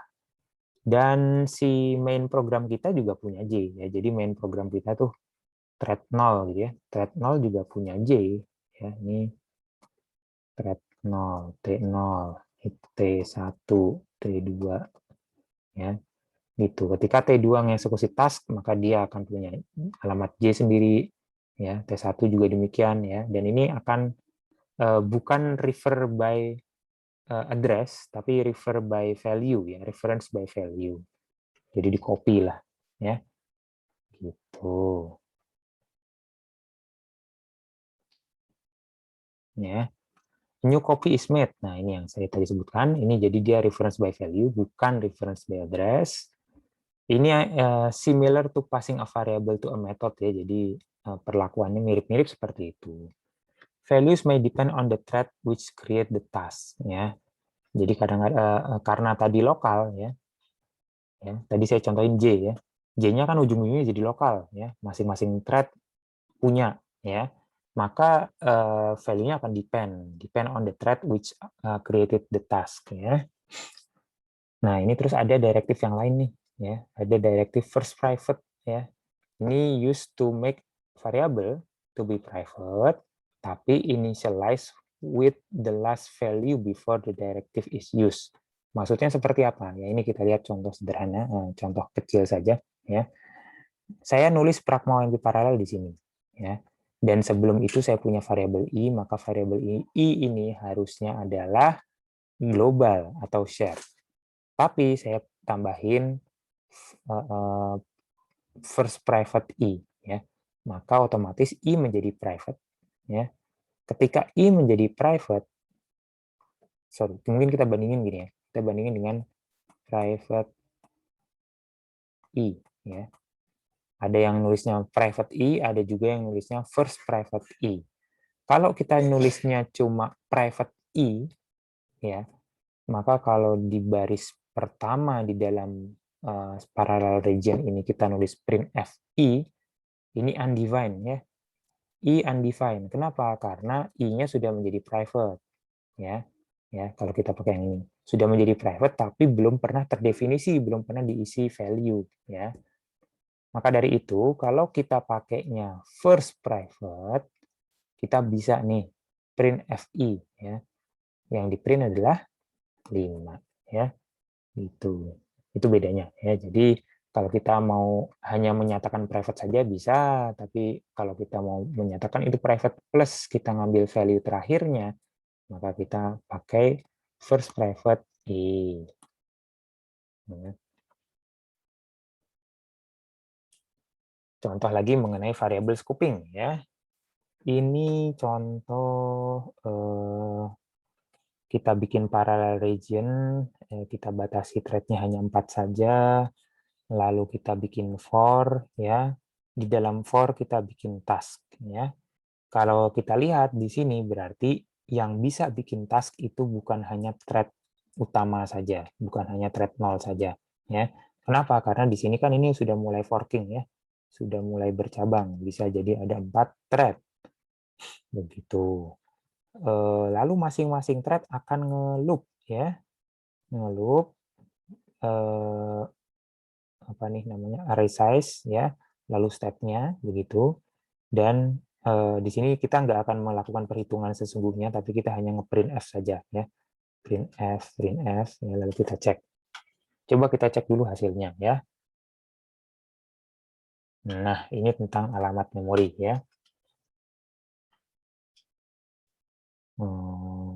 Kita lihat dulu deh ya. Nih, printf thread kesekian ini melakukan inisialisasi variabel yang namanya local sum di alamat memori sekian ya. Alamat memorinya local sum. terus ini adalah thread keberapa gitu. Ini printf yang pertama ya. Printf yang kedua, saya hapus yang lain ya. Printf yang kedua, kita ngeprint thread sekian, ini lagi nge-create task. Tasknya apa? Tasknya adalah sum dari sekian sampai sekian, yang nanti hasilnya di-save ke mana? Ke variabel, ke alamat local sum ya. Gitu. Jadi tujuannya kita lagi pengen melihat alamatnya local sum nih ya, situ. Terus nanti ini ada task-nya. Ini di dalam task-nya. Di dalam task kita lakukan sum sekian sampai sekian yang dieksekusi oleh thread sekian dan di-save ke dalam alamat local sum. Ya, sekarang kita lihat nih. Nah, ini harus side by side ya. Anda mungkin bisa pakai fitur side by side kalau di browser Anda ya, atau di PDF reader Anda. Saya satu-satu. Oke, ya. Mulai thread 1 ya. Thread 1 ternyata dia melakukan inisialisasi local sum. Variabel itu disimpan di alamat memori yang saya kasih warna merah ya. 25FFDE4. Lalu thread 1 berjalan lagi. Thread 1 berjalan lagi, dia create task ya untuk ngesum dari 200 sampai 299. Nah, ini seperti yang saya bilang ya, jadi nggak urut ya. Padahal harusnya kan dia dari 0 ke 99 dulu gitu ya. Oke, dan ini nanti dia pengen di-save ke sini ya. Di-save di 25FFDE ya, yaitu alamatnya si local sum gitu. Lalu thread 2 berjalan, thread 3 berjalan ya dengan alamat masing-masing. Lalu thread 3 berjalan lagi, dia bikin task dengan alamat yang masih konsisten dengan diri yang sudah dia pakai tadi ya. Ini masih sama ya. Lalu ada thread 3 nih sekarang. Thread 3 dia pick up task ya. Karena tasknya tadi kan udah beberapa sudah dibuat ya oleh thread 1 nih. Ini dia create task ya. Thread 3 juga sudah create task gitu. Nah, ternyata thread 3 ini dia pick up mengambil task yang sudah dia buat sendiri ya, yaitu 400 sampai 499 gitu. Nah, ini dieksekusi oleh dirinya sendiri, yaitu thread 3. Tapi, ya, kita bisa lihat, tapi alamat memorinya nih beda. Ya, alamat memorinya yaitu 29FFC44. Ini belum pernah disebut sebelumnya ya. Di sebelumnya ini belum pernah disebut. Gitu. Jadi ini terbukti ya bahwa ketika kita manggil task itu seperti kita manggil metode. Waktu kita manggil metode, kalau kita refer by value ya, maka value tersebut akan di-copy, ditempatkan di alamat memori yang lain. Nah, ini jadi contohnya seperti itu ya. Thread 3 sudah punya variabel yang namanya local sum di sini, ya kan? Tapi begitu dia mengeksekusi task yang ini, ternyata dia bikin lagi local sum di sini, gitu ya. Nah, jadi di sini task executor create a local copy of local sum. Not the same as previous local sum yang dia sudah pernah buat ya, dan juga not the same as the task creator ya. Anda bisa bedakan ada task executor, ada task creator ya, karena bisa jadi ada thread yang lain dia bikin tasknya disubmit ke dalam sebuah pool yang public, dan ada thread lain yang mengkonsum ya task-task yang ada di sana gitu. Nah, di sini cara mengkonsumnya by default adalah local copy, dia bikin copy ya, bikin variabel baru di address baru.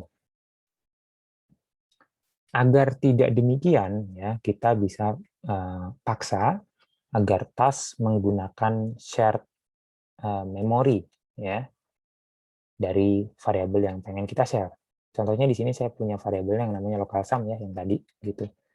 Programnya sama seperti di halaman 14. Tapi direktif yang di sini nih, pragma omp task ini kita ganti dengan pragma omp task shared local sum ya.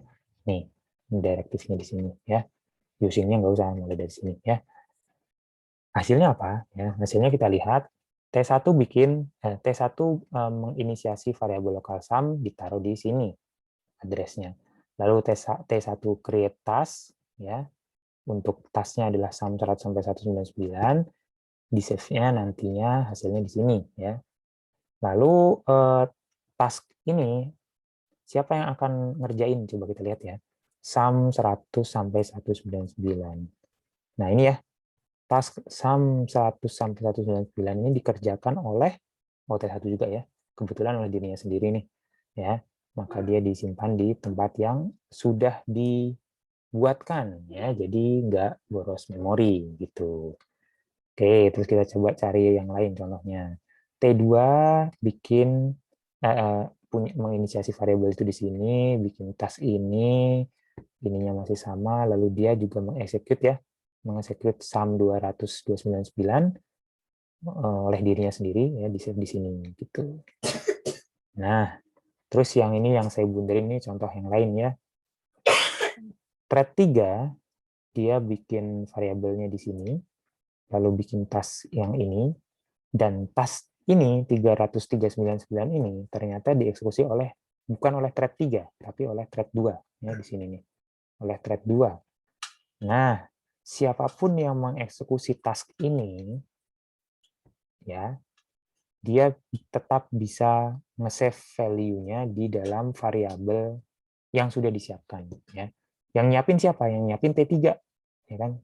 Jadi T3 di sini berfungsi sebagai task creator dan T2 di sini sebagai task executor ya. Gitu. Dan karena ini sudah shared local sum, maka thread executor akan memakai alamat yang sudah dibuat oleh task creator. Berbeda dengan yang di halaman 15 tadi ya. Ini dia task executornya malah bikin copy lagi, bikin variabel lain di alamat memori lain gitu. Nggak efisien ya. Nah, ini kalau Anda coba running lagi ya hasilnya bisa beda ya. Maksudnya alamat memorinya, urutannya ya, siapa ngerjain yang mana itu juga bisa beda. Tapi yang jelas dia konsisten ya. Task yang mana hasilnya disimpan ke variabel yang mana itu konsisten. Oke, kayaknya ini terakhir ya, recursive task. Recursive task adalah fungsi rekursif seperti metode yang rekursif tapi dia task ya. Task yang di dalamnya memanggil task, memanggil dirinya sendiri gitu. Coba saya lihat dulu aja sih pembahasannya. Oke ya. Kita coba satu-satu. Recursive task ya. Contoh di sini kita mau melakukan penjumlahan terhadap array tapi kita split ya. Misalnya saya mau jumlahin elemen ke 0 sampai elemen ke 3. Maka saya bagi tuh, kita harus jumlahin dulu elemen 0 dan 1, lalu jumlahin elemen 2 dan 3. Gitu ya. Atau kalau misalnya mau lebih panjang ya, jadi elemen ke 4, 4, 5, 6, 7 ya, 7 di sini ini berarti 4 sampai 5, ini 6 sampai 7, dan di atas ada 0 sampai 7 gitu ya. Jadi kalau kita mau menghitung sum ya, tapi kita split jadinya seperti ini. Kita mau menghitung sum dari 0 sampai 7, tapi kita split dulu. Oh, ternyata ada 2 kerjaan. Kerjaan ngitung 0 sampai 3 dan ngitung 4 sampai 7. Terus masing-masing kerjaan ini juga dipecah lagi ya, dan seterusnya ya. Gitu. Ini rekursif. Nah, di contoh ini kita rekursif tapi nggak banyak-banyak ya, karena untuk contoh saya coba punya array yang size-nya 4 ya. Jadi dia akan punya elemen dari 0 sampai 3 ya. Step-nya 1. Nah, ini default harusnya nggak usah ditulis nggak apa-apa. Oke. Lalu di metode main ya, yang saya lakukan adalah saya bikin 4 thread tapi saya panggil metode doSum yang manggil siapa? Yang manggil salah satu dari thread tersebut ya, yaitu on by single di sini ya. Jadi salah satu aja, nggak perlu 4-4-nya. Si thread yang manggil doSum ini ya, dia akan mengeksekusi ini ya, mengeksekusi doSum ini. Kita lihat dalamnya apa sih doSum ya. DoSum adalah dia bikin dulu, dia akan menspesifikasikan start dan end ya. Di sini saya startnya adalah 0, n-nya adalah array size min 1 ya. Jadi array size-nya kan 4, jadi 0 sampai 3 ya. Do sum 0 sampai 3. Oke. Lalu di sini kita bisa lihat ada result yang nantinya akan di return ya. Result ini adalah hasil penjumlahannya ya. Kalau n sama dengan start ya, maka resultnya akan sama dengan dirinya sendiri ya. Jadi misalnya saya pengen ngesum menjumlahkan elemen ke 0 dan elemen ke 0 hingga 0 ya. Berarti ya udah ini jumlahnya adalah elemen ke 0 begitu ya. Itu yang pertama. Nah, yang kedua, kalau tidak masuk di bagian yang pertama ya, berarti kita bisa hitung ya, nilai tengahnya berapa, dihitung dari n plus start dibagi 2 ya. Gitu. Kemudian kita print ya. Kita print thread kesekian menjumlahkan elemen kesekian dan kesekian ya, dan itu sama dengan dipecah ya.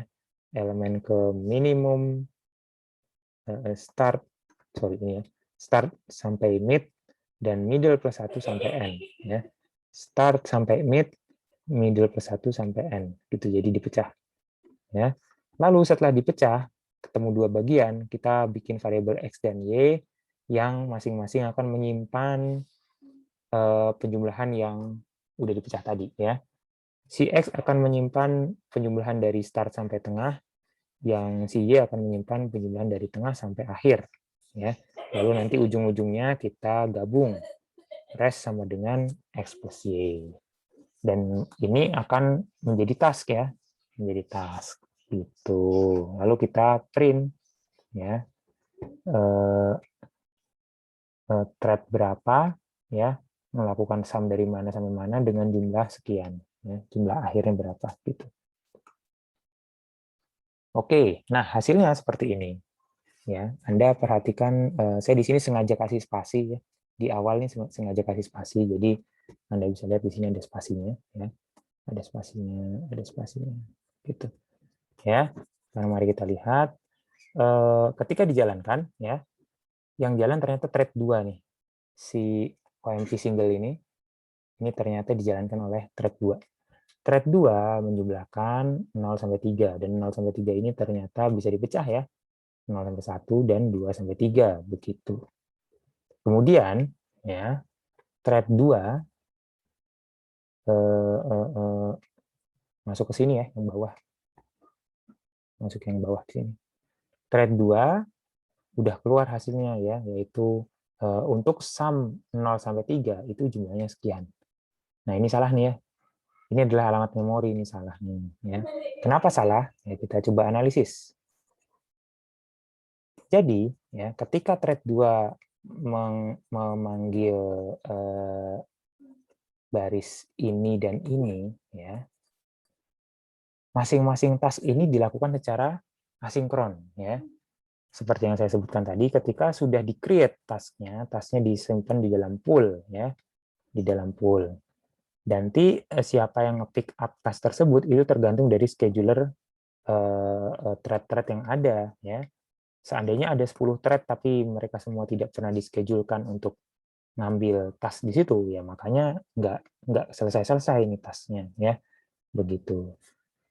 Jadi waktu ini dieksekusi, maka akan terciptalah suatu task, ini dieksekusi akan tercipta suatu task, tapi task tersebut belum dikerjain. Ya, sehingga ketika si thread 2 mengeksekusi rest sama dengan x plus y, hasilnya adalah alamat memori atau garbage ya, di sini belum menjadi angka yang kita inginkan. Ya. Jadi ketika di print di sini, ya hasilnya ya error, tidak benar gitu ya. Lalu setelah ini di print, ya ini udah selesai nih ceritanya, udah di print, barulah ada task lain, ada thread yang mau atau dischedulekan untuk mengeksekusi bagian yang pertama tadi. Ya. Nih bagian yang pertama ini akhirnya dieksekusi di sini. Bagian yang kedua ini akhirnya dieksekusi di sini oleh thread 1. Ya, gitu. Dan ini akhirnya dipecah lagi ya. Jadi saya pakai warna lain. Ini akhirnya dipecah, ya, ada thread, ada pekerjaan baru, task baru, ya. Sum 00 ini dieksekusi oleh thread 1 juga kebetulan, thread 0 juga kebetulan. Enggak ya, sorry. Sum 00 ini justru dieksekusi oleh thread ketiga, ya. Ya karena tadi kita nggak tahu siapa yang idle, siapa yang dischedule-kan duluan, gitu. Dan thread 11 task menjumlahkan 11 ini ada di sini, dieksekusi oleh task 0 sendiri, gitu. Ini juga ini dieksekusinya di sini, ya. Ya. Lalu yang ini dieksekusinya di sini, ya. Gitu. Dan ini yang ini nih, ini merupakan hasil akhir, ya, hasil akhir yang mana? Hasil akhir dari ini, ya, dari ini, gitu. Jadi ini kacau lah, ya. Padahal kita harusnya mendapatkan nilai yang ini nih, ini harusnya di akhir banget setelah semuanya selesai dijumlah. Karena kan tadi ini hierarki, ya, kita punya kerjaan besar dipecah menjadi 2, lalu ini bisa dipecah menjadi 2 lagi, ya. Itu harusnya yang di bawah dikerjain dulu nih, di bawah kerjain dulu, dikerjain baru bisa ngerjain yang ini, gitu. Tapi ternyata ini malah ngerjain yang ini duluan, ya, makanya nilainya salah. Untuk bisa melakukan rekursif dengan benar, ya, ini penjelasan yang tadi, ya, kenapa salah, ya. Kenapa salah? Karena ada banyak alasan, ya. Yang pertama tadi X ini adalah local copy, ya, jadi tidak terupdate. Dan seandainya terupdate, urutannya juga nggak benar, ya. Urutannya do sum ini executed later, ya, sedangkan returns init ini sudah duluan, gitu, ya. Dan ketika sudah mau return, ya, metodenya sudah selesai, ya, metodenya sudah selesai, maka X no longer exists in the memory, ya. Karena apa? Karena ini kan metode, ya, do sum ini kan metode. Jadi variabel-variabel X, Y ini, ya, kalau udah selesai, udah return, X-nya nggak ada. Ya, jadi ketika mau task yang pertama mau menghasilkan return hasilnya, return kemana? Sudah nggak ada, ya. Sudah tidak ada di memori. Gitu. Nah, ini bisa diselesaikan dengan cara task wait, ya. Nah, kita bisa lihat dulu hasilnya nih, ya. Task wait hasilnya udah bener, ya. Jadi kita punya thread 0 yang dia punya kerjaan utama yaitu menjumlahkan dari 0 sampai 3. Dan di akhir nanti kita dapat hasilnya, ya, bahwa thread 0 ngerjain itu dan hasilnya ini. Ini bisa dipecah-pecah, ya. Pecahan pertama adalah ini, dan itu diselesaikan oleh thread 01 mana? Ya. 01, ya, dan 23 ada di sini. Gitu. Ya. 23 sendiri dipecah, 22 dan 33. 33 ada di sini, 22 ada di sini, 00 ada di sini, 11 ada di sini, ya. Nah, lalu ini hasil yang ini, ya, 23 hasilnya, hasil yang 01, ya. Ini nanti return ke 23 mana? 23 yang ini, ya. 23 yang ini, terus 01 yang ini, gitu. Barulah hasil yang ultimate, yang terakhir ini yang dihasilkan, gitu, ya. Jadi ini udah urut, ya. Apa yang berubah? Yang berubah adalah pertama kita tambahkan untuk yang terakhir ini, ya, untuk yang menjumlahkan hasil ini kita tambahin pragma OMP task wait. Artinya kita paksa semua task, ya, harus nunggu, harus selesai duluan baru thread boleh mengeksekusi ini, ya. Kalau nggak suruh nunggu, nah, maka nanti jadinya kayak yang ini, ya. Ini dieksekusi duluan nih, eksekusi duluan sebelum tasknya selesai, ya, makanya error. Nah, yang kedua kita tambahin shared X, shared Y.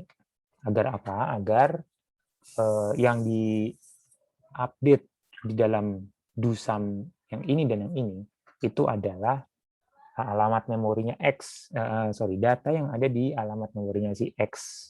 X-nya siapa? X-nya si metode yang pertama kali memanggil, ya, gitu. Karena ini kan rekursif. Ya, jadi manggil lagi. Kalau nggak dibikinin reference, maka setiap rekursif akan bikin lokal copy sendiri. Ya.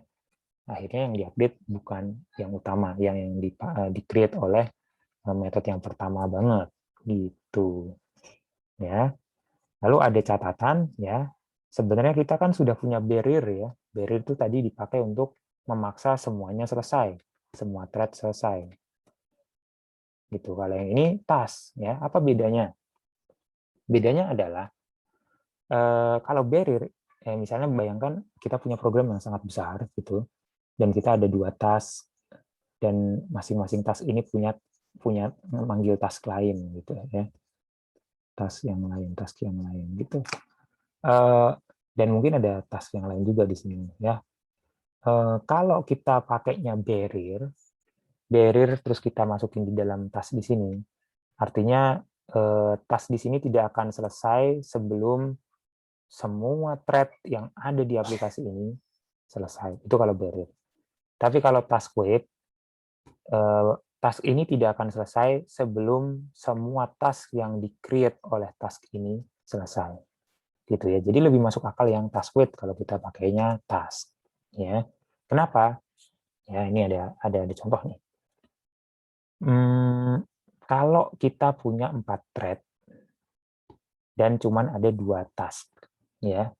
Lalu di dalam 2 task ini ada masing-masing ada barrier-nya, ya.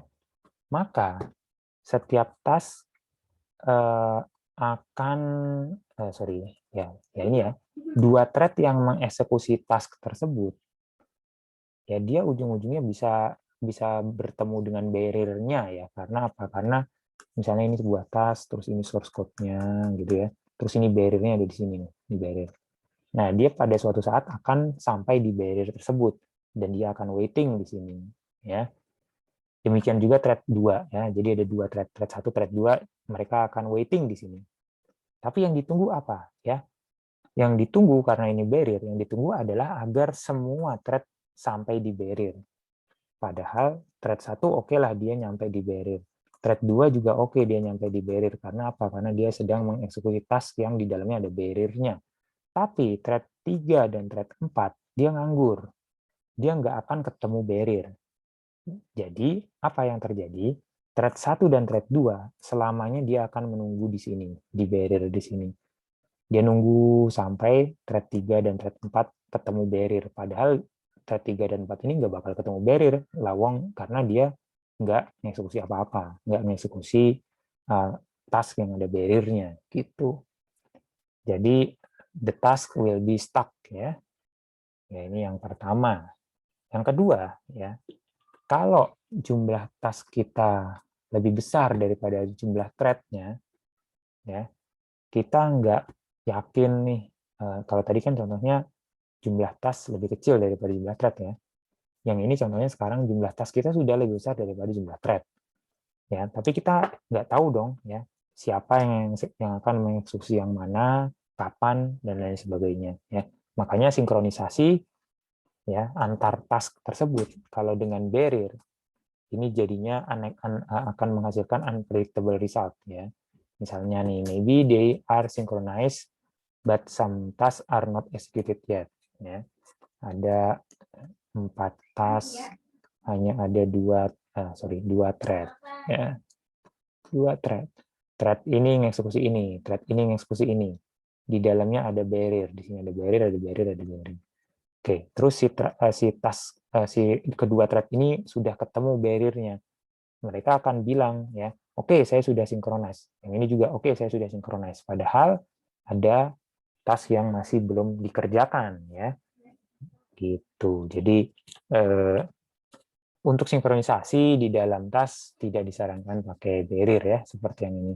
Best practice is not to use barrier inside a task. Itu. Ya. Oke, jadi itu materi kita pada hari ini. Silakan apabila ada yang ingin ditanyakan.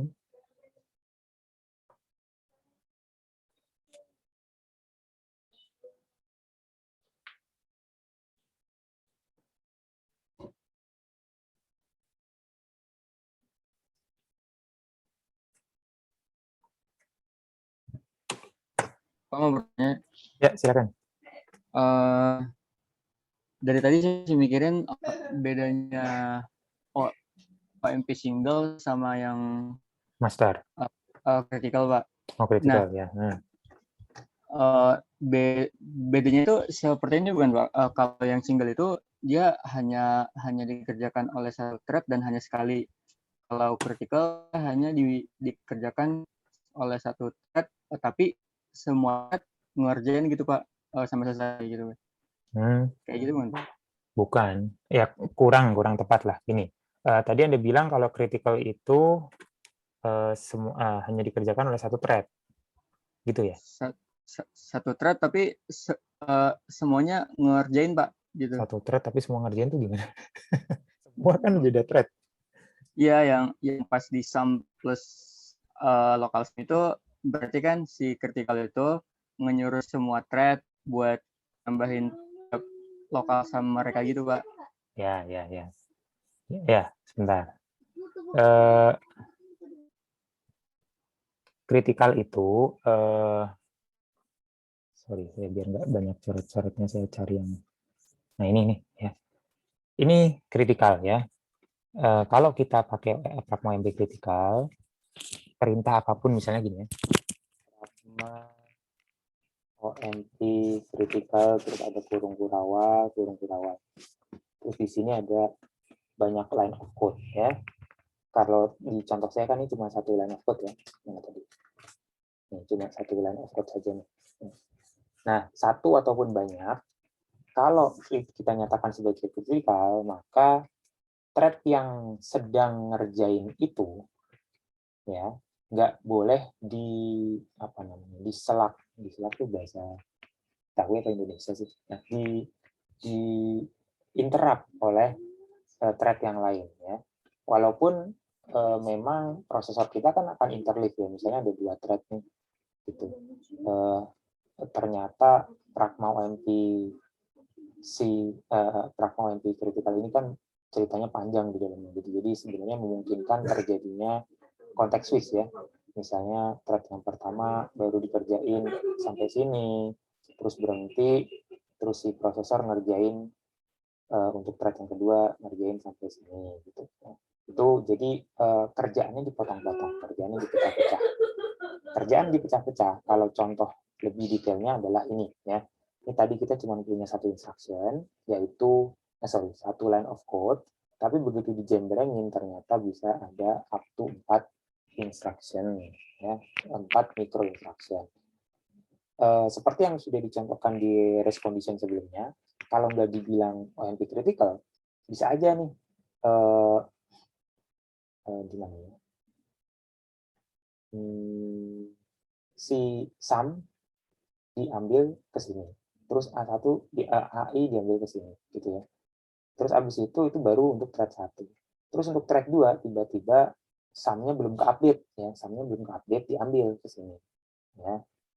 Nah, gimana sih? Kayaknya contoh yang di penjelasan sebelumnya mungkin lebih masuk akal ya. Ada 2 orang. Oke.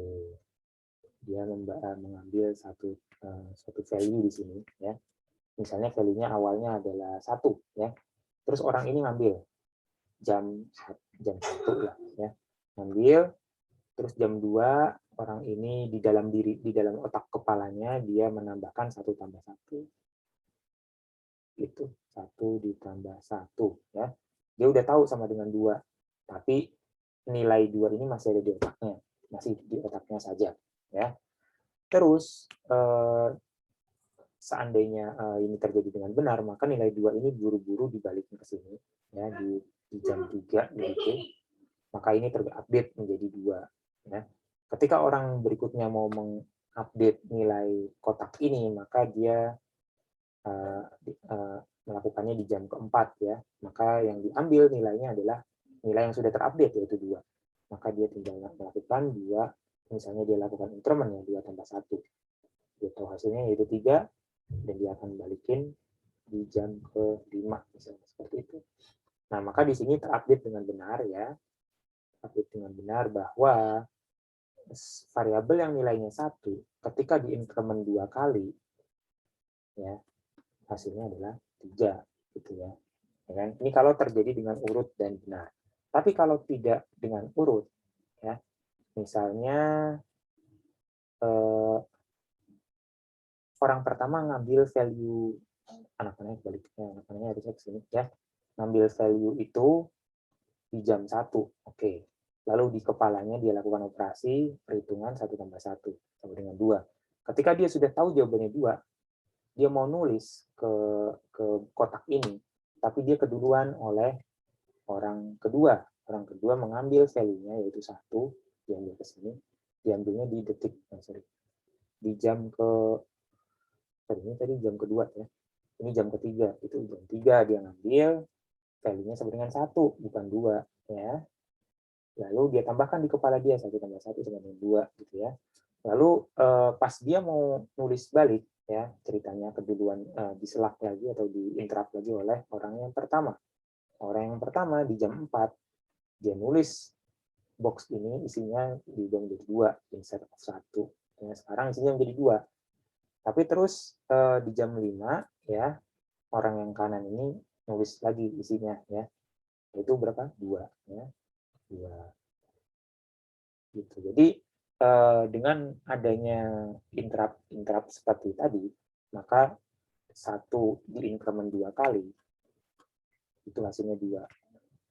Salah kan? Yang benar kan 1 kalau diinkremen 2 kali hasilnya 3. Gitu. Nah ini konteks switching yang tidak pada tempatnya ya. Kenapa? Karena si prosesor nggak tahu bahwa dia harusnya nggak mecah microinstruction tersebut. Biar prosesor tahu agar itu nggak dipecah, kita programmer harus menyatakan bahwa ini adalah critical section ya, agar tidak dipecah. Jadi siapapun, thread manapun boleh mengeksekusi ini, boleh mengeksekusi code ini, asalkan apa? Asalkan jangan diselak. Ya. Jadi ketika prosesor thread 1 mengeksekusi ini, tungguin sampai dia selesai, ya, sampai dia selesai nulis balik ke sini, barulah thread 2 boleh masuk, thread 3 boleh, dan thread 3 akan ngantri berikutnya gitu. Itu pragma anti critical ya. Jadi semua thread akan melakukan itu ya. Tapi diatur ya. Diatur biar nggak kepecah keselak ya.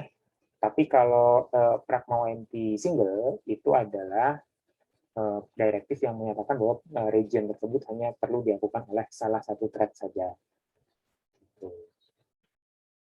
Biasanya kalau kita lakukan penjumlahan ya, misalnya penjumlahan yang harus melibatkan banyak thread, maka yang kita lakukan adalah kita pakai yang critical ini ya. Karena kan masing-masing thread punya value yang harus dijumlahkan. Tapi kalau kita lakukan penjumlahan dengan pragma anti single, maka ya kurang tepat ya. Masing-masing thread kan punya value yang mau dijumlahin, tapi ternyata kita suruh yang melakukan penjumlahan hanya thread salah satunya saja, yaitu kan salah begitu. Oke, itu penjelasan dari saya. Mudah-mudahan nggak tambah bingung. Gimana? Iya Pak, terima kasih. Jadi si critical itu kayak ngebuat shield gitu ya Pak, biar si thread itu nggak diselak sama yang lain. Betul. Kalau di database ini namanya transaction. Oke Pak. Ya. Oke, yang lain?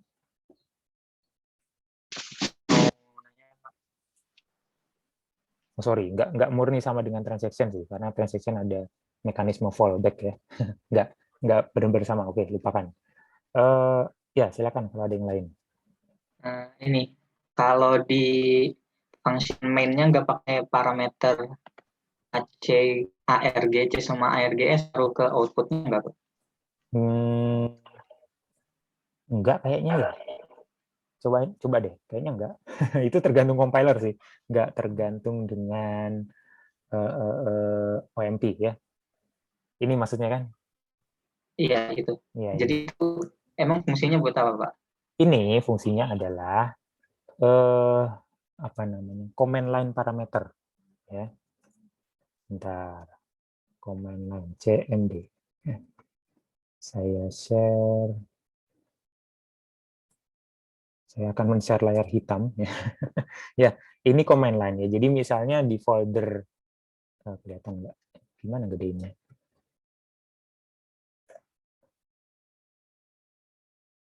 Sorry, saya share semuanya aja ya, biar bisa di zoom screen ya. Nah, ini misalnya di folder saya ini ada file file.exe ya, sudah kita compile namanya main.exe atau myapp lah. Myapp.exe ini ceritanya ada di dalam folder saya ya. Saya bisa enter untuk menjalankan myapp.exe ini gitu ya. Tapi kalau saya mau kasih suatu parameter misalnya ya, apa ya? Kalau Anda tahu saya nggak tahu zaman sekarang, tapi zaman kira-kira 5 atau 7 tahun lalu itu browser bisa kita start misalnya ya, Chrome.exe, terus ada spasi min no plugin misalnya, terus min no update, pause atau apalah gitu ya. Jadi ini nama aplikasinya, nama .exe-nya, atau mungkin nggak usah kita ketik .exe bisa ya. Gimana ngapusnya nih? Chrome ini ya. Terus setelah nama aplikasinya ada spasi, terus ada sesuatu di belakang. Nah, sesuatu di belakang ini namanya adalah command line argumen ya. Argumen yang diberikan lewat command line. CMD gitu ya. Nah, command line argumen itu bisa kita pisah dengan spasi seperti tadi. Chrome misalnya ada spasi terus bla bla bla, spasi bla bla bla, spasi bla bla bla ya. Nah, ini nantinya jadi array. Nantinya akan menjadi array of string ya, karena ini masing-masing string. Array yang pertama, elemen yang pertama adalah ini, ASDFA, yang kedua adalah ini, dan seterusnya ya.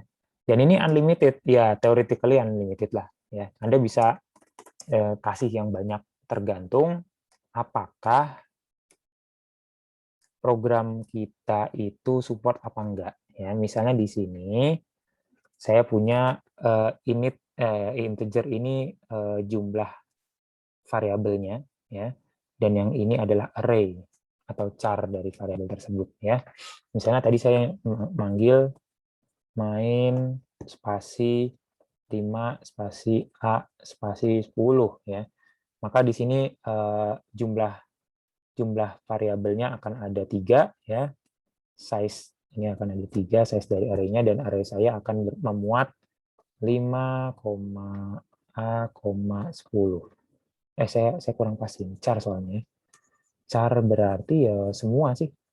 Berarti 5 spasi A spasi 10 gitu. Nah, ini nanti harus saya split sendiri ya. Misalnya saya split berdasarkan spasi begitu ya untuk menjadi suatu argumen. Oh, misalnya argumen yang pertama ini adalah jumlah thread-nya. Argumen yang kedua ini adalah string, kalau A itu enable debug, kalau B apa misalnya yang lain, terserah Anda.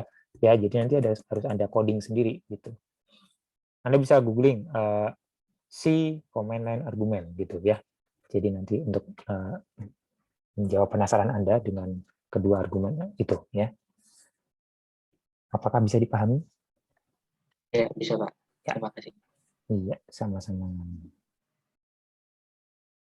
Ada yang lain?